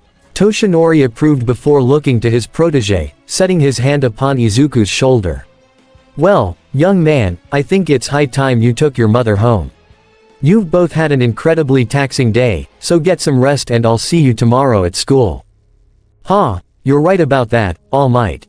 Izuku breathed out, ushering his mother to follow him. Come on, we'll take the ground bridge home, it's the fastest. I don't know about that. Inko set a hand over her stomach. The first trip through left me a little uneasy. Instead, her sights went straight to the yellow bot who was still there. Why don't we go in Bumblebee instead? I'm sure it'll be a nice pleasant ride. Bumblebee wasted no time in complying with her wishes, transforming into his VW Beetle mode and opening his doors. ZRKT, your chariot awaits, madam. Not long after, all of the families departed Autobot HQ, all happily reunited, though there was still a thought that crossed the students' minds. What will the others think of this? UA. Hi, the next day. They what? Izuku and the girls were on the receiving end of that collective shout, which was about what they were expecting after telling their friends what happened. Of course, to say that the rest of their group were utterly astonished to hear what had happened was an understatement, to say the least. Concern, shock and disbelief perforated through the whole group upon being told, and of course, Mina was the loudest. What the heck do you mean your parents found OU, MMPH? MMPH. Before she could say anything more, Abara came in and clasped a hand over the pink girl's mouth. Silence, you. Do you want the whole school to find out next? They had sequestered themselves to a secluded hallway of the school, but they still had to be careful. As the information was processed, though, Tenya hung his head in dismay. I cannot believe this. Those MECH people, who do they think they are? He clenched his fist tight with a snarl. Kidnapping one's family is deplorable in and of itself, but Yaoyorozu, the fact that they did the same to you is despicable. No kiddin'. Eijiro scowled, smacking his own fist into his hand. Why the heck weren't we called in for this? We would have been there to help in a heartbeat. Momo smiled softly to the two, raising a hand to them. Boys, please, calm yourselves. While I appreciate your concern, I don't think it would have been wise for you to get involved. Her expression faltered when she looked back to the others, who all wore a similar grimace. Otherwise, you may have gotten into as much trouble as we have. The group of students all winced at that, with Tetsu scratching the back of his head. Yeah, ya got a point there. He shifted his gaze over to Ochako and Itsuka. I'm kinda surprised that they didn't tell your parents, Kendo, considering you and Uraraka were in the bad guys' sights, too. The redhead and brunette neighbors shared an awkward glance. Yeah, well, I think after the whole restaurant attack, they might have decided to go easy on us. Itsuka concluded. Otherwise, that would have been another thing on top of what our parents had to deal with that night. Yeah, but let's be honest. I think at some point, all of our parents will probably find out about the Autobots. Ochako predicted. We've been way too lax with this secret-keeping stuff, to the point it's kinda dumb how often people find out. Well yeah, but most of those times were accidents. Denki rationalized. Stuff that's out of our control. It's not like we're slipping up or anything, are we? Izuku shook his head. No, we're not. But these happenstances just seem to keep happening. He placed a hand to his chin thoughtfully. Almost makes me wonder if some force in the universe just wants to screw us over, but that'd be ridiculous. May waved off that notion entirely. Yeah, that's not scientifically possible anyway. And besides, if the universe really had it out for us, the secret would have been gotten out the whole public a long time ago. Crossing her arms, Setsuna leaned up against the wall. So, what now? You guys are grounded for a week, right? Guess that means we won't see ya around base for a while. Yeah, but it shouldn't be too long until we're back. Kyoka shrugged. I mean, better than being grounded for life, that's for sure. But then, her scowl returned when she remembered something else. But on the downside, you guys might be seeing more of our parents around the base, too, sometimes. Mina deflated at that news as well. Oh geez, that bad, huh? Great, now we've got more adults aside from Fowler cramping our style. Oh, come now, I doubt it'll be that bad. Abara waved off. I'm certain that the Jiros, the Yaoyorozus and Midoriya's mother are all fine people. Well yeah, sure, but who's to say they'll let us go on missions anymore? Tenya, however, attempted to lean toward the brighter side of things. Well, perhaps it's for the best, really. That earned him several curious, and in Mina's case, baffled, stares, prompting him to explain further. Listen, I realize that aiding the Autobots wage their battle to destroy the evil forces of the Decepticons is a noble cause, but remember, we are flesh and blood, not metal and energon. No matter what our quirks are, we are still very vulnerable out in the field. He directed his attention toward Izuku. For example, did your mentor not break her legs in a fight with a Decepticon, Midoriya? The Greenette could only shrug. Well, yeah, but even then, I'm pretty sure she knew what she was getting into. I've learned that Mirko doesn't really have a sense of self-preservation when it comes to fighting. Be that as it may, in addition to keeping the secret locked tighter from here on, I believe it would be best to keep ourselves out of the battlefield as well, unless the Autobots request otherwise. Tenya rationalized with a stern eye. After all, need I remind you that we also have finals in a month, and as class representative, I expect everyone to do their best. Momo was quick to agree. Indeed, no slacking off, is that understood? The 1A students all echoed a melancholy, yes, with Mina and Denki seemed particularly down at the reminder. Itsuka made sure to eye her own classmates as well, though she was a bit more chill about it. That goes double for all of you, okay. Ida's not the only class rep who's expecting good results. Yeah, we get ya, Red. Setsuna rested her hands behind her head with a toothy smile. We've been buckling down with the studying and all that. Abara sighed and rubbed her temples. Yes, though I may need help with social economics. And, algebra is killing me. Tetsu groaned. Oh, well then, perhaps a group study session is in order. Momo clapped her hands together. I mean, once our grounding is over, anyway. The thought made Denki and Mina brighten up a little. Hey, now that's not a bad idea. The electrification user agreed. You're the best, Yao Momo. Mina cheered. Tenya gave a nod of agreement to the idea as well. Yes, an excellent thought. But we can discuss more about that later. For now, we must all get to class before the first bell, so let's make haste, people. With that, the group dispersed from their hiding spot and branched off to their own classrooms. As the 1B students entered theirs, however, the 1A students were met with quite the surprising sight trudging their way. To say everyone was immediately concerned was an understatement, mainly because of who it was shuffling toward the classroom. Oh my gosh, Sue. Ochako called out, causing the green-haired frog quirk user to lift her head. What they saw made the group collectively gasp. Suyu Asui's normally bright, wide-eyed features were now much more exhausted this morning, with heavy bags under her eyes and her eyelids drooped down halfway. Even her tongue was lazily hanging out of her mouth just slightly. Oh, morning, everyone, Ribbit. Sue replied before a yawn escaped her throat. AAAWN, MPH, my apologies. Reaching a shaky hand up to his glasses, Tenya was left absolutely horrified. Asui. What in the world has happened to you? I told you to call me Sue. To their surprise, there seemed to be a bit of irritation to the frog girl's usual reminder, her gaze shifting down to the floor. Anyway, I just didn't get good sleep last night is all. That much is obvious, Mina said as she and Ochako stepped forward, hoping to learn more of their friend's blight. Wanna talk about it? Sue rubbed her eyes and shook her head. It's nothing, really, I just began a new training regiment for my quirk and I've been doing it mostly before school.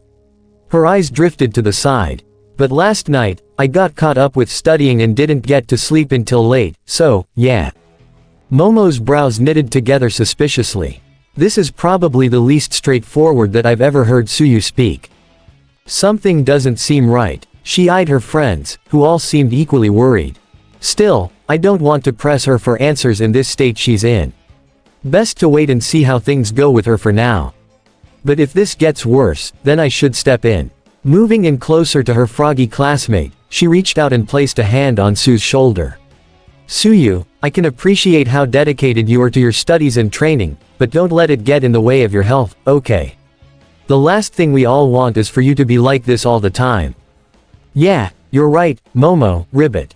With a light smile, Sue reached up and gave Momo's hand a reassuring squeeze. I'll get some better sleep tonight, promise. Good. Now come. Momo reached for the classroom door and slid it open. Class is almost ready too. There they are. The sudden shout from Toru took everyone aback as almost everyone in Class 1A stormed the door, rushing straight up to Momo and Ochako. You too. Oh my gosh, please, tell us everything that happened last night. A collective chill went through the team. There was no way they could have found out, was there? What do you mean, Toru? Ochako asked the invisible girl. What do you mean, what do you mean? Shiro called out, lifting his phone for everyone to see. We're talking about this. Momo, Ochako and the others all peered as close as they could to the phone, trying to make out the news headline it displayed. As it happened, though, it read, Toradora hero saves restaurant from terrorist, which immediately relaxed the group. Oh, thank God, that's what they meant. Momo mentally sighed in relief, only to then realize something else. Oh God, my uncle is on the front page news.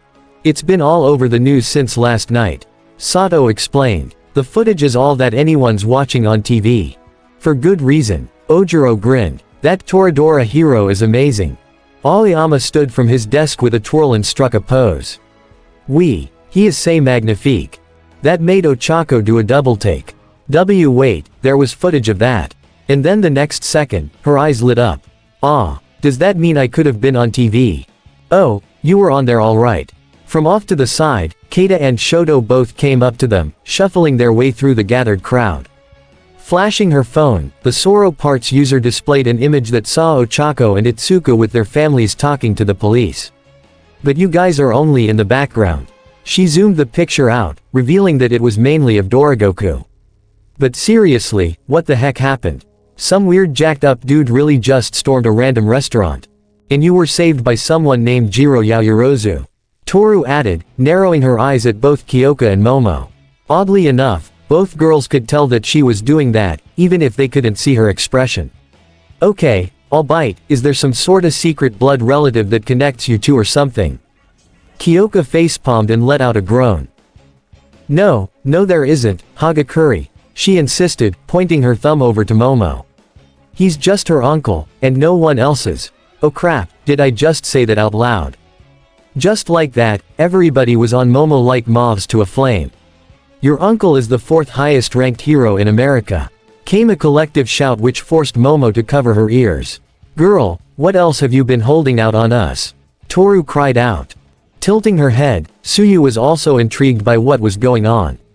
Really? Ribbit, Momo, your family sure is quite the interesting one. I'm well aware. Momo deadpanned, shooting her best friend an annoyed look. Thanks a lot, Kyoka. Hey, better to rip the band-aid off than skirt around the issue, right? The earphone jack user reasoned. As the other students practically demanded more information from Momo, Shoto found an opportunity to sneak around toward Izuku and Iida, keeping his voice low so no one would hear. Hey, did something big happen last night? These other guys may not have noticed, but I saw a news bulletin of strange happenings around the neighborhood. Said something about finding several people knocked unconscious. While the boys visibly winced, it was Kyoka's surprised expression that Shoto really took notice of. Even with his voice that low, it still managed to reach her ears, and her snap reaction was all the answer he needed. Thought so. Yeah, that was my neighborhood, actually. Kyoka rubbed her neck. What's going on? Izuku brought a hand up, signaling to wait for the time being. We'll tell you after class. Trust me, it's gonna take a while. Just what the heck is going on in here? The sound of a certain stern voice in the hallway instantly made everyone jump toward their seats, shouting in panic as Mr. Aizawa rolled his way in inside his bright yellow sleeping bag. He sat up and unzipped the front, wearing a strict glare as stood. When the bell rings, you should all be in your seats. Class rep, care to explain? Just as suddenly as he sat down, Iida shot to his feet, standing straight at attention. Sir, my apologies for the disorderly conduct. He lifted his arm stiffly as he explained. Everyone was clamoring for information from Yaoyorozu and Uraraka about what happened last night, and the collective voices drowned out the bell. Aizawa wasn't exactly impressed with the excuse, but he didn't particularly care that much anyways. HMPH, well, at least it seems you're all here, anyway, so that's a plus. But be warned, save the gossip for study period, and always be aware of your peers' feelings before asking politely for information. Subjects like villain attacks, or in this case, terrorist attacks, were incredibly sensitive. Is that clear? He received a combined, yes sir, from the teens before he went on. Alright, now, before we begin our lessons for today, I wanted to go over something important. Oh boy, here we go, Kyoka mumbled. The reminder we've all been waiting for. As you all know, your final exams are in a month's time. The students were unified once again, this time in a low groan that echoed through the room. And, not long after that, it'll be summer vacation. That earned a lot of celebratory noises this time, though Aizawa put the kibosh on that before it got hectic. Now don't get too excited. You can't just relax an entire month. All sense of excitement vanished in an instant, with Denki, Mina and Eijiro particularly horrified. Does that mean, Denki uttered. You'll be training, Aizawa explained, while camping out in the woods. Once again, the room erupted into celebratory cheers, the students finding their happiness once again. I knew it, Eijiro shouted. Thank God. A big sleepover. Mina beamed, pumping a fist into the air. With fireworks, Sue added, pondering how much fun they would have. And s'mores. Keita practically roared. Ya can't forget the s'mores. Momo, however, was thinking over the situation in a more practical sense. We've been training in cities for the most part, so these will be difficult conditions for some of us. Tokiyami, who had stayed silent so far, decided to add his 2 cents. No matter the environment, we must always stay vigilant. Yes, very wise. Kota, ever the quiet one, nodded his head in agreement, too. Hanging out with everyone all summer. Toru cried out. I'm so excited. On that note, Aizawa activated his quirk, getting everyone to settle down. However, those of you who don't pass the final exam before the semester is over will have summer school. So if all of you wish to go on this trip, I suggest you study hard. Is that clear? Needing no further incentive, Eijiro and Denki both looked back to the class and shouted, everyone. Do your best. TCH, this is so stupid. Bakugo grumbled, wanting no part of the class's eagerness whatsoever. Wow, Mr. Ray of Sunshine. Keita shot back from her seat, peering past Shoji so she could peek at the ashen blonde. What, afraid to rough it out in the wilderness? As if. Katsuki snapped back. I've been camping plenty of times. He skulked back down into his seat. It's just the idea of going with you people is already given me a headache. But Eijiro wasn't about to let Bakugo kill the mood. Ah, come on man, it won't be so bad, I think. I mean, you'll have all the space to blow up anything you want out there. How does that sound? Bakugo raised a brow to the spiky redhead, only to roll his eyes away. PFF'd, yeah well, guess that's not so bad. As class got underway properly, though, Izuku couldn't help but smile in anticipation. The chance to train his quirk while witnessing his classmates do the same wasn't anything new, but this would be out in a new environment. A place where they could really let loose.